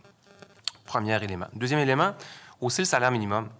Ça a été mentionné tout à l'heure, le pacte qu'on a au Québec, c'est que travailler à temps plein au salaire minimum devrait sortir les gens de la pauvreté. Or, ce n'est pas le cas. Puis je pense que, même du côté gouvernemental, on le reconnaît, il y a de plus en plus de gens qui travaillent à temps plein, qui sont forcés aujourd'hui d'aller dans les banques alimentaires.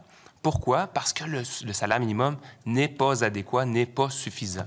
Et le supposé choc que ça aurait sur les emplois et que ça pourrait provoquer de l'inflation, c'est pas vrai.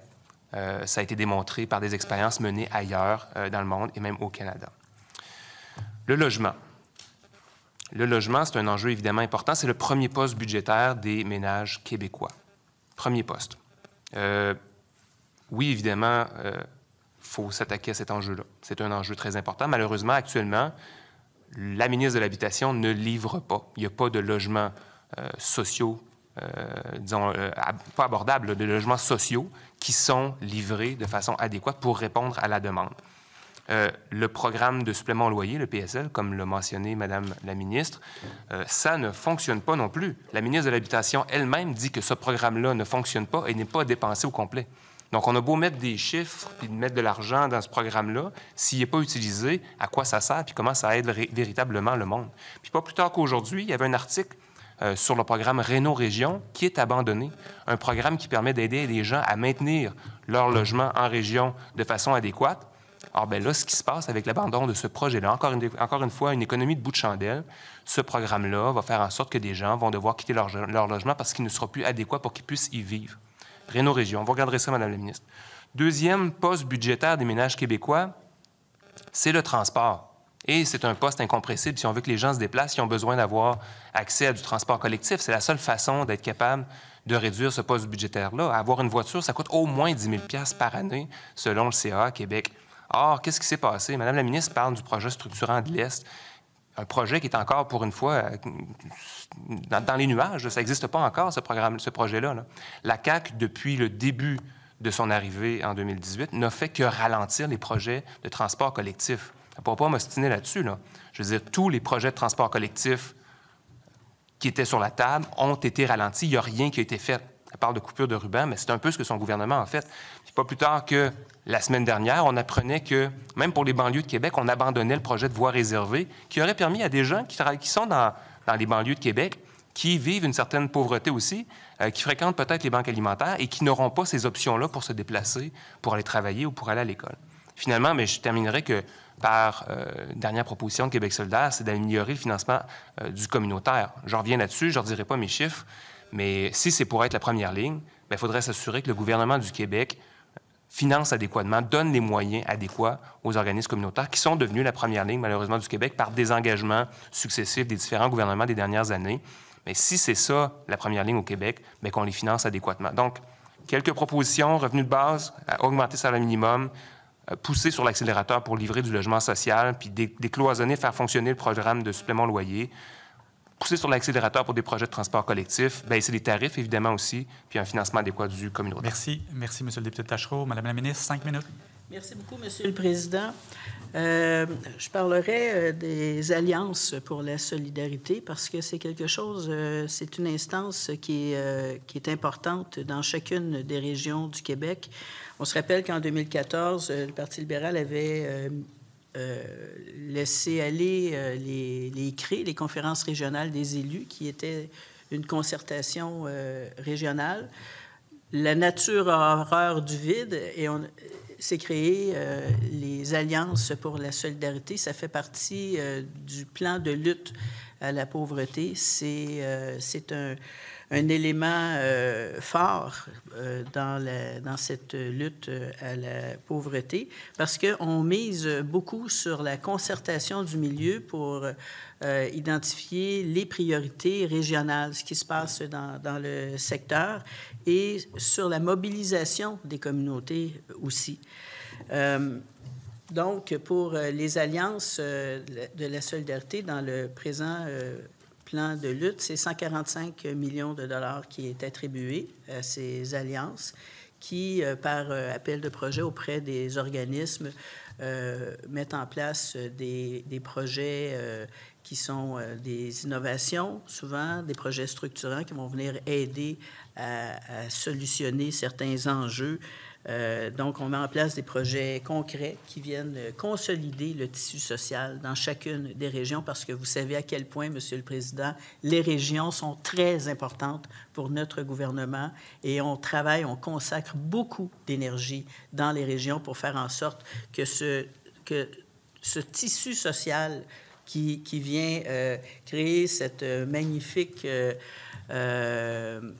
couverture québécoise soit bien tissée, serrée, comme on dit.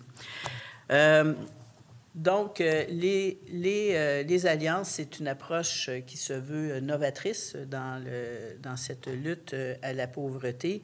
Je les ai rencontrés en faisant la tournée à travers l'ensemble des régions. J'ai rencontré chacune des alliances. J'ai vu certaines vraiment elles sont toutes très dynamiques. Et certaines connaissaient certains enjeux, nous ont fait part de leurs enjeux, et puis on a répondu le mieux possible dans la nouvelle mouture du plan de lutte, parce que les alliances, c'est 3000 initiatives qui sont soutenues depuis 2018. Et à chaque fois qu'on investit $1 auprès des alliances, c'est $1,34 du milieu qui est généré. Alors, ce sont des investissements qui sont très importants. On a 21 alliances à travers le Québec, en comptant bien sûr les communautés autochtones et inuites. On veut couvrir évidemment l'ensemble des territoires. Et ce que j'ai fait dernièrement, ce que j'ai demandé, c'est que les alliances puissent se retrouver ensemble. On a créé 3 forums pour que les alliances puissent partager leurs bons coups et leurs moins bons coups ensemble et qu'on puisse établir cette communication transversale là, pour l'ensemble du Québec. Et à Trois-Rivières, on a eu un thème principal qui était la lutte aux préjugés. Dernièrement, à Gatineau, le thème était la sécurité alimentaire. Et prochainement, on aura un 3e forum au Saguenay avec de nombreux partenaires, évidemment. Et dans le financement qui est dédié aux alliances, on a mis un thème qui concerne les centres-villes. Pas seulement, évidemment, mais il y a comme une majeure pour les centres-villes parce qu'on sait qu'il y a là des enjeux. Et on a aussi permis que des organismes communautaires qui avaient déjà des projets innovants et qui ont démontré que cette innovation était vraiment très bonne, que ces projets puissent continuer à être financés pour les 3 prochaines années, Monsieur le Président. Donc, on est très près du milieu communautaire, on est très près de la communauté et on veut travailler à ce que vraiment personne ne soit laissé derrière, Monsieur le Président. Merci, Madame la ministre. On enchaîne avec la députée de la Violette-Saint-Maurice. La parole est à vous, 5 minutes. Merci, Monsieur le Président. Donc, tel qu'on l'a dit, tel qu'on l'a démontré, pour contrer contre la pauvreté, ce sont plusieurs ministères qui sont impliqués, qui participent. On a bien entendu parler du ministère de la Solidarité sociale, de la Santé, celui de l'Habitation, à ne pas oublier, et celui des Affaires municipales. Un exemple concret à Shawinigan, on soutient un très beau projet pour la construction. On parle de logements sociaux. Donc, on va avoir un beau projet de construction de logements sociaux, logements abordables pour les aînés, parce qu'il ne faut pas oublier nos aînés non plus à travers cette pauvreté. Donc, Unité aînée, un bel exemple de partenariat public-privé. Une autre initiative majeure du PJF, ça a été les alliances. Madame la ministre en a parlé. Ça a évidemment permis de signer des ententes, de financer des projets locaux, des projets régionaux qui visent à lutter contre la pauvreté et contre l'exclusion sociale. Ces alliances ont favorisé la collaboration entre les acteurs communautaires et les instances gouvernementales.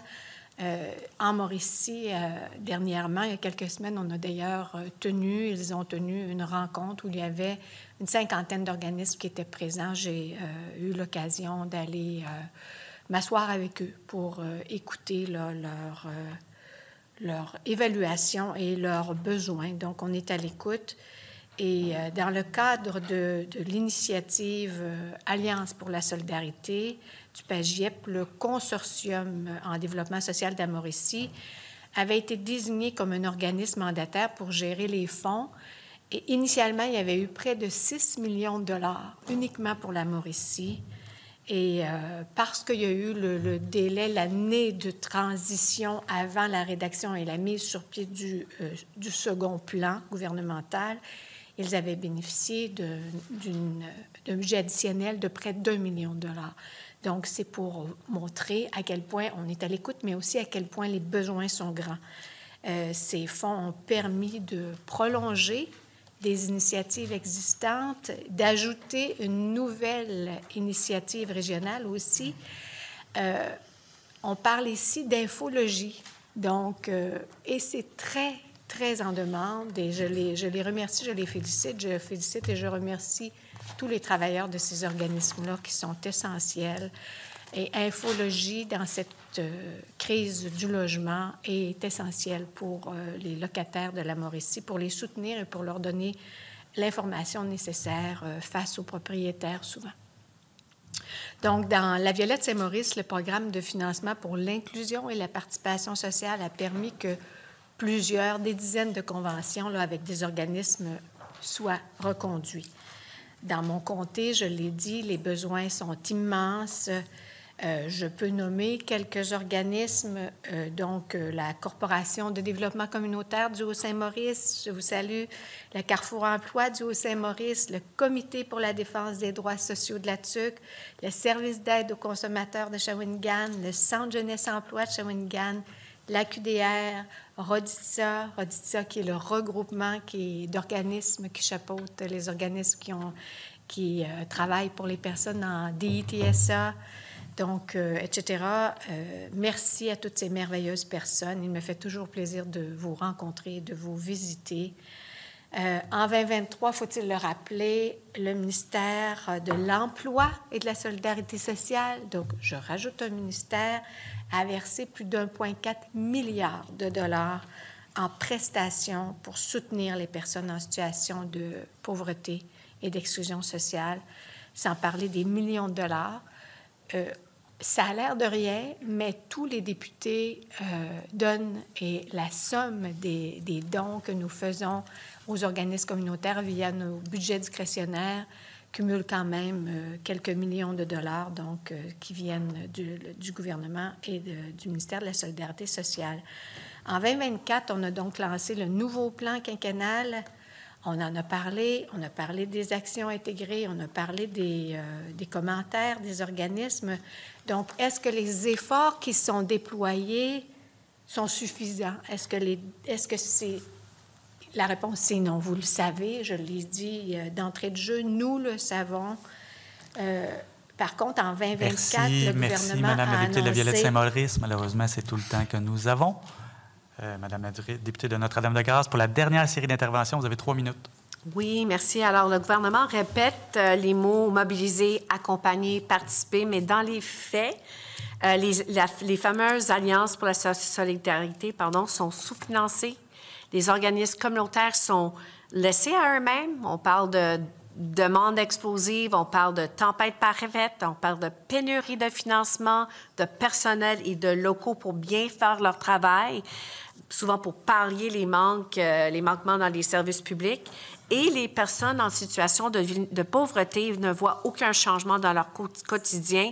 Et là, ce qui arrive, c'est que, Monsieur le Président, l'insécurité alimentaire, c'est-à-dire la faim, devient normalisée. C'est pas juste une question d'urgence humanitaire, mais c'est vraiment un échec économique lorsque tant de Québécois ont recours aux banques alimentaires, des travailleurs, les enfants, 1 sur 5, les étudiants, 1 sur 2 qui vivent cette insécurité alimentaire. Alors, on parle vraiment là d'un bris du contrat social. Et effectivement, le filet social du Québec est en train de s'effriter. Et le plan d'action pour lutter contre la pauvreté et l'exclusion sociale aurait été l'occasion de réparer le filet social, mais c'est sorti, comme mon collègue l'avait dit, un vendredi matin, avant la fin de semaine de la Saint-Jean. Ce plan-là aurait dû être un plan d'envergure qui aurait été présenté avec du sérieux, de l'ambition, de mobilisation, mais on l'a annoncé un vendredi comme on voulait que ça soit sous le radar. C'est un plan central pour notre filet social, aurait dû être présenté avec sérieux et engagement, mais ça a été mis en ligne, même pas en annonce, un peu dans l'indifférence, comme un simple document administratif. Et le message, c'était clair, c'est simplement pas une priorité. Mais contrairement au plan précédent, le plan ne fixe aucune cible de réduction de la pauvreté, aucun chiffre, aucun horizon. On ne sait pas combien de personnes Le plan vise à sortir de la pauvreté. Le collectif pour un Québec sans pauvreté dénonce le plan et dit qu'il ne tient aucunement compte de l'inflation. Il n'apporte ni rien de structurant pour les personnes en situation de pauvreté. Alors, si on veut être sérieux, il ne faut pas juste être en mode réaction, oui, réagir, mais il faut être en mode prévention, il faut poser des mesures structurantes, il faut appuyer le secteur et respecter le secteur communautaire et sortir les gens de la pauvreté avec des mesures structurantes. Alors, encore une fois, on voit vraiment que le filet social au Québec est en train, effectivement, de s'effriter. Appui secteur communautaire, poser des mesures structurantes pour être de l'ambition et du sérieux vis-à-vis de cet enjeu majeur au Québec. Merci. Merci, Madame la députée de Notre-Dame-de-Grâce. On est rendu à la fin, les 2 dernières interventions. Madame la ministre, je vous cède la parole pour 10 minutes. La parole est à vous. Bien, merci beaucoup, Monsieur le Président, et je remercie le député de Taschereau d'avoir permis ces échanges sur le filet social que nous continuons à bâtir, que nous solidifions tous les jours par les différentes actions que nous menons collectivement au gouvernement et avec, évidemment, le milieu communautaire. Monsieur le Président, le ministère de la Solidarité sociale représente 5 milliards. Emploi, solidarité sociale, c'est 5 milliards de dollars. C'est plus de 3 milliards de dollars en prestations directes auprès des personnes qui sont dans le besoin. C'est quelque chose d'important. On a mis en place le programme de revenu de base, Monsieur le Président. J'entends bien que, bon, ce serait bien que tout le monde puisse bénéficier du programme de revenu de base, mais je veux rappeler, Monsieur le Président, qu'on parle spécifiquement de personnes qui ont des contraintes très sévères, des limites très sévères et persistantes, et qui ont été oubliées dans le temps, Monsieur le Président. Personne ne prenait soin de ces personnes-là, Monsieur le Président. Il n'y avait aucune mesure pour permettre à une personne qui a des contraintes sévères et persistantes de participer à la société, Monsieur le Président, et d'avoir un revenu qui lui permette de souffler, Monsieur le Président, parce que souvent, ces gens étaient considérés comme incapables, malheureusement. Mais c'est pas ça qu'on fait, nous, Monsieur le Président. On en prend soin. On prend soin de ces gens-là qui étaient oubliés par les autres gouvernements, Monsieur le Président. Depuis le 1er janvier 2023, c'est 57 % de leurs prestations qui a augmenté. C'est important. 84 000 personnes qui sont sorties de la pauvreté. Tout n'est pas réglé, Monsieur le Président. Il y a effectivement de grands enjeux, pas seulement au Québec, mais au Canada, en Amérique et dans le monde. C'est partout. Lorsque la pandémie est arrivée, personne ne savait comment agir avec la pandémie. Personne ne savait ce qu'était ce virus. On a sauvé des vies, Monsieur le Président. Ça a un coût, évidemment, parce qu'on a beaucoup aidé, le mieux possible. On voulait sauver des vies. Le coût de la vie s'en est suivi. Une hausse fulgurante, Monsieur le Président, une hausse des loyers, une augmentation massive de la population, Monsieur le Président, importante. Près d'1 million de population de plus en quelques années, 2-3 ans. C'est beaucoup, Monsieur le Président. Alors, on met en place des mesures, Monsieur le Président, très structurantes pour aider. Le plan de lutte à la pauvreté, le 4e plan de lutte à la pauvreté, on l'a déposé et on en parle. On en parle beaucoup. Je suis sur toutes les tribunes, Monsieur le Président, pour en parler de ce plan de lutte. Ce n'est pas quelque chose qui a été fait sur le coin d'une table, là, en catimini, puis en cachette. Loin de là, Monsieur le Président. On est fiers de ce plan-là parce qu'il est bâti à partir d'une écoute auprès de la population, des gens que j'ai rencontrés partout. J'ai fait des rencontres avec de multiples organisations.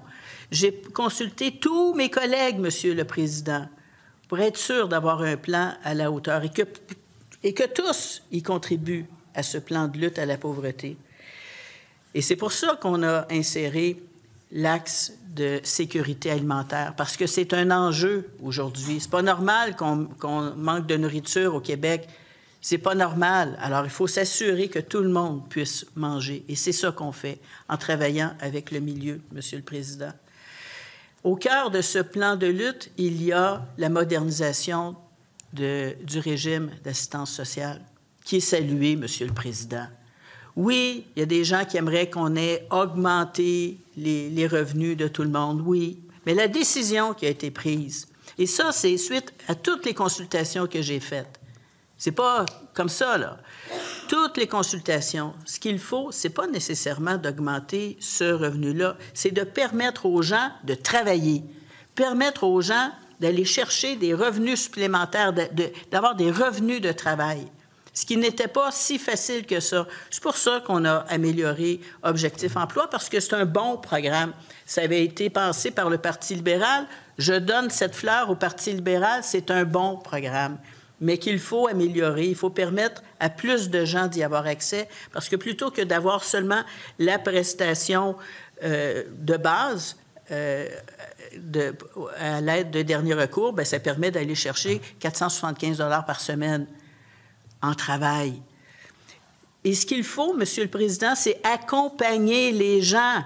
Ça semble futile pour mon collègue, mais l'accompagnement, Monsieur le Président, faire en sorte que les gens qui ont des enjeux psychosociaux, des enjeux de santé mentale, et on sait à quel point la pandémie est venue frapper durement la santé des Québécois, surtout la question de santé mentale. Alors, c'est de mieux accompagner vers les ressources, et on les a, les ressources. Il faut créer les liens. Alors, il y a maintenant, avec la réglementation qui se met en place, des plans d'intervention personnalisés pour les personnes. Il y a des réseaux régionaux d'accompagnement où on intègre la solidarité sociale, l'emploi, l'éducation, les services sociaux, les services de garde, Monsieur le Président. Et dorénavant, avec la réglementation, non seulement le médecin pourra donner le diagnostic de la personne qui vient faire appel à l'aide de dernier recours pour avoir des allocations supplémentaires, mais des professionnels de la santé, par exemple des psychologues ou des travailleurs sociaux, selon les ententes qui seront prises avec les ordres professionnels. On élargit l'accès, on facilite l'accès pour des gens qui en ont besoin, Monsieur le Président, aux prestations à l'aide de dernier recours, parce que c'est une aide de dernier recours. On essaie d'aider le mieux possible pour amener les gens au bon endroit pour qu'ils puissent travailler, pour qu'ils puissent s'insérer dans la société. Parce que le plan de lutte à la pauvreté, c'est aussi la lutte à l'exclusion sociale, Monsieur le Président. Et c'est d'éviter que les gens se retrouvent seuls, isolés. On ne veut pas que les gens soient seuls et isolés. C'est pour ça qu'on fait appel à la communauté aussi, Monsieur le Président, et que tout le monde doit mettre l'épaule à la roue. C'est pour ça, Monsieur le Président, que dernièrement, dans mon secteur, dans ma circonscription, dans mon quartier, à Pointe-aux-Trembles, j'assistais à l'inauguration d'un nouveau 800 logements là, qui vient d'être construit par un promoteur, et que ce promoteur, par sa seule décision, fait en sorte que des femmes monoparentales qui retournent sur le marché du travail ou aux études auront des logements jusqu'à 100% gratuits en travaillant avec Maire au pouvoir, Monsieur le Président. Je salue ces initiatives du milieu, Monsieur le Président. Ce n'est pas que le gouvernement, c'est l'ensemble de la communauté qui doit s'impliquer pour faire face à ces enjeux qui sont réels, Monsieur le Président. Alors nous, on met beaucoup d'argent. Oui, on met des milliards, Monsieur le Président, pour contrer cette situation qui risque de toucher plus de gens, parce qu'il y a notre voisin aussi là, qui fait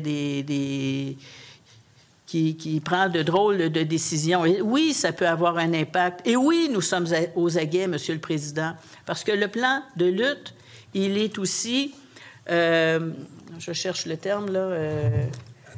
Il s'adapte.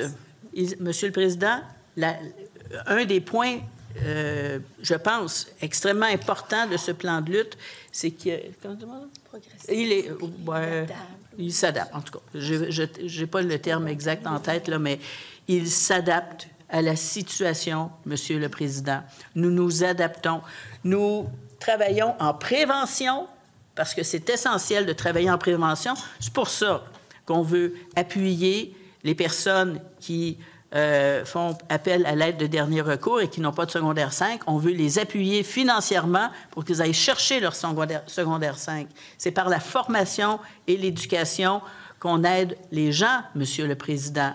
C'est par la construction de logements, c'est par la formation, c'est par le soutien aux organismes communautaires. C'est ce qu'on fait, 2,2 milliards de dollars pour les organismes communautaires, Monsieur le Président. Et je suis fier du travail que nous faisons à travers le Québec et dans l'Est de Montréal, Monsieur le Président. Merci, Madame la ministre. On enchaîne avec la dernière intervention, votre conclusion, Monsieur le député de Tachereau. La parole est à vous, 10 minutes. Merci, Monsieur le Président.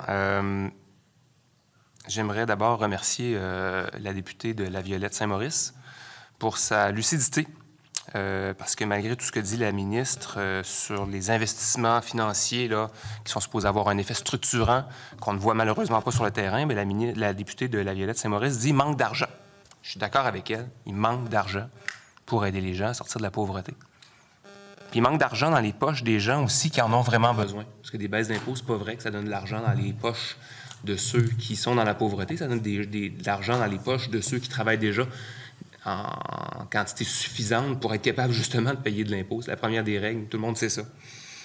Donc, salaire minimum, évidemment, qui devrait être augmenté aussi. Donc, j'aimerais revenir aussi sur le fait que, malgré ce que dit encore une fois la ministre sur son pouvoir de dépenser, l'argent qu'elle met dans la lutte à la pauvreté, bien, quand on regarde le budget qui lui est donné par le ministre des Finances pour le ministère de la Solidarité sociale et Action communautaire, c'est une diminution, là. En 2024-2025, c'était 3,86 milliards de dollars pour ces opérations. Puis en 2025-2026, c'est 3,74. C'est une baisse de 191 millions.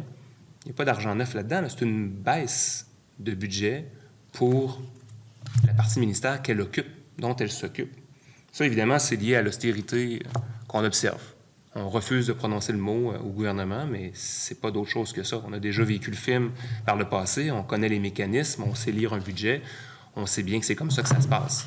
On a baissé des impôts, on se prive de 1,8 milliard de dollars par année avec des baisses d'impôts pour des gens qui n'en avaient pas besoin. Et après ça, il faut aller chercher de l'argent un peu partout, des petites économies de bout de chandelle, et on va baisser de 191 millions le budget de la ministre. J'aimerais aussi saluer le travail de la députée de Laporte, qui a parlé de son sommet alimentaire de la Montérégie. Je salue l'initiative, évidemment, puis on le sait, il faut aider évidemment les gens qui sont dans le besoin. Les travailleurs, travailleuses du Québec, aujourd'hui, ont de la misère à joindre les deux bouts, puis sont obligés d'aller faire la file à la banque alimentaire. Alors évidemment, on ne va pas les laisser mourir de faim, hein? Surtout qu'il y a beaucoup d'enfants aussi là-dedans, mais c'est une question de dignité, puis juste de bon sens. Alors même si je salue l'initiative, évidemment, parce qu'il faut la faire, parce qu'évidemment, le gouvernement n'agit pas assez en amont, je salue, mais encore, elle conviendra avec moi que c'est un plaster. Idéalement, la pauvreté, on l'aurait gérée en amont, puis on aurait donné les moyens aux gens de ne pas tomber dans la pauvreté et ne pas avoir besoin d'aller faire la file à la banque alimentaire. Et là, c'est la situation. On gère les pots cassés, et donc je salue l'initiative, un sommet qui réunit quand même plusieurs ministres. Je le salue, et c'est une attention, évidemment, un geste qui est tout à fait honorable de sa part. La ministre dit qu'elle travaille avec 23 ministères. Je pense que c'était ça le chiffre, là, au cœur de son plan de lutte à la pauvreté, déposé un vendredi juste avant les vacances de l'été. 23 ministres, 23 ministères, c'est vrai. C'est appréciable. Puis c'est vrai que c'est multifacette, la pauvreté, puis on n'arrivera pas à la combattre avec une seule enveloppe, un seul ministère, j'en conviens. En même temps, je me questionne sur la capacité qu'elle a à faire travailler tout ce monde-là ensemble, les mobiliser pour convaincre le ministre des Finances à la fin de réellement investir dans la lutte à la pauvreté et l'exclusion sociale. Parce que même si c'est vrai qu'elle travaille avec 23 ministres, même si c'est vrai qu'à un sommet sur le sommet alimentaire, on travaille avec plusieurs ministres aussi, la personne à la fin qui tient les goussets de la bourse, là, c'est le ministre des Finances. Si lui a décidé qu'avec le premier ministre, que c'était une baisse d'impôts qui nous prouvait de revenus, puis qu'après ça, il faut aller couper partout, puis qu'il décide de ne pas investir en prévention dans la lutte à la pauvreté et l'exclusion sociale, on n'a pas avancé à grand-chose. Donc moi, je vous invite à travailler avec nous pour convaincre le ministre des Finances, parce que pour l'instant, on n'a pas de résultat. Pour l'instant, ça ne fonctionne pas. On le sait, la demande pour les banques alimentaires en est un indicateur très sérieux. Si l'offre augmente, si la demande a augmenté de 55 % dans les banques alimentaires, c'est parce qu'en quelque part, on l'a échappé en amont. On l'a échappé, on a manqué à notre devoir d'agir en amont et en prévention. Ça, c'est important de le rappeler. J'aimerais aller aussi sur les propositions qu'on fait, parce que Mme la ministre, on se rejoint sur certains enjeux, évidemment, comme je le disais tantôt, c'est un travail qui va être multiministériel ou transministériel. Il faut travailler, évidemment, à plusieurs éléments. Je le redis, nos propositions, puis on en aura d'autres éventuellement qu'on pourra proposer, mais notre objectif, c'est de travailler avec le ministre pour, je le répéterai tout le temps, là, mais travailler en amont et éviter que les gens se ramassent dans les banques alimentaires. Le programme de revenus de base, je le répète, c'était une bonne idée que d'aller vers ce programme-là. Ça a fait ses preuves à l'international.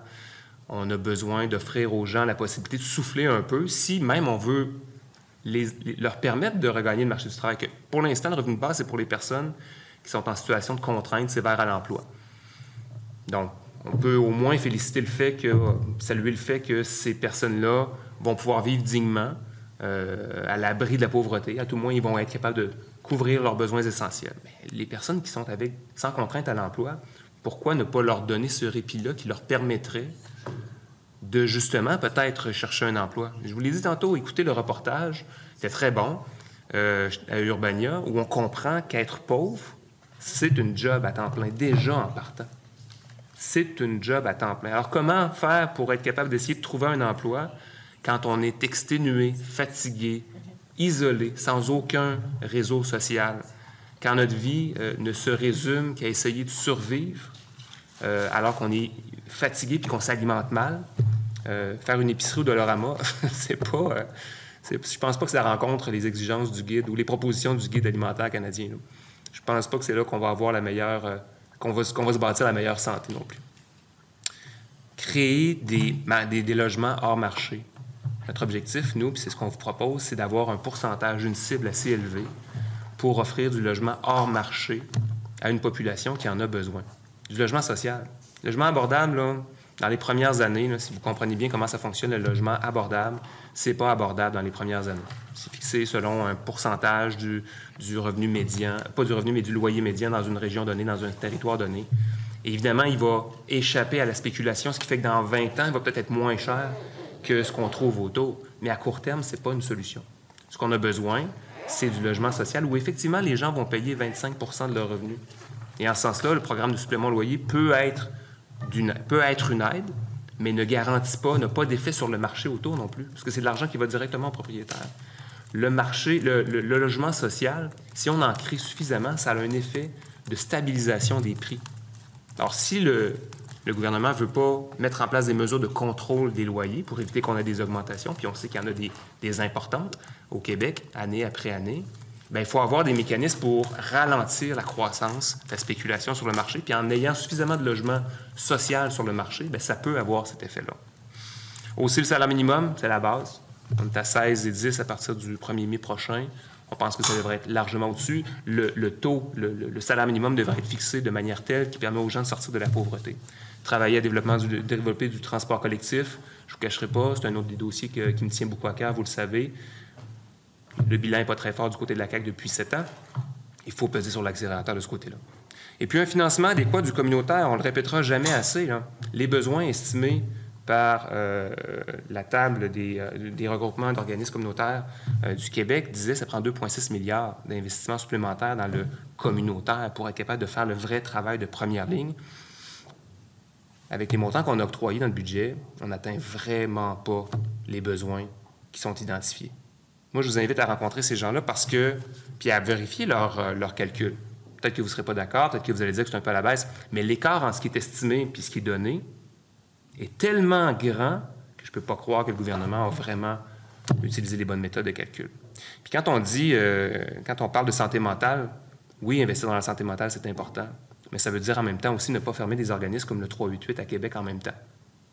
L'organisme a été fermé, c'est dans ma circonscription, puis il répondait à des besoins de personnes qui trouvaient des solutions là pour guérir leur psychose. Alors, on a besoin, évidemment, d'investir adéquatement dans le communautaire. Lutter contre la pauvreté, ce n'est pas juste donner des paniers de Noël. Il faut agir en amont puis éviter que les gens se retrouvent en pauvreté. Donc, c'est certainement pas avec le plan de lutte à la pauvreté qui était 4 fois moins ambitieux que le plan précédent qu'on va y arriver, Monsieur le Président. Je terminerai rapidement en parlant du projet de loi 71. D'abord, arrêtons de dire qu'il a été salué par tous et par toutes. C'est une goutte d'eau dans l'immensité des besoins des personnes à l'aide sociale. Puis l'autre chose, c'est que le projet de loi 71 permet des projets pilotes. Donc, j'invite la ministre à regarder, à travailler avec nous autres, d'avoir le courage politique puis de travailler avec nous sur la possibilité de rehausser l'accès aux revenus de base pour davantage de personnes qui sont en situation de pauvreté au Québec. Merci, M. le Président. Merci à vous. Ça conclut cette interpellation. Merci à tous pour vos échanges relativement respectueux. Donc, compte tenu de l'heure, je lève la séance de la commission ayant accompli son mandat. Ajourne ses travaux au mercredi 2 avril à 8 h, où elle se réunira en séance de travail. Merci tout le monde.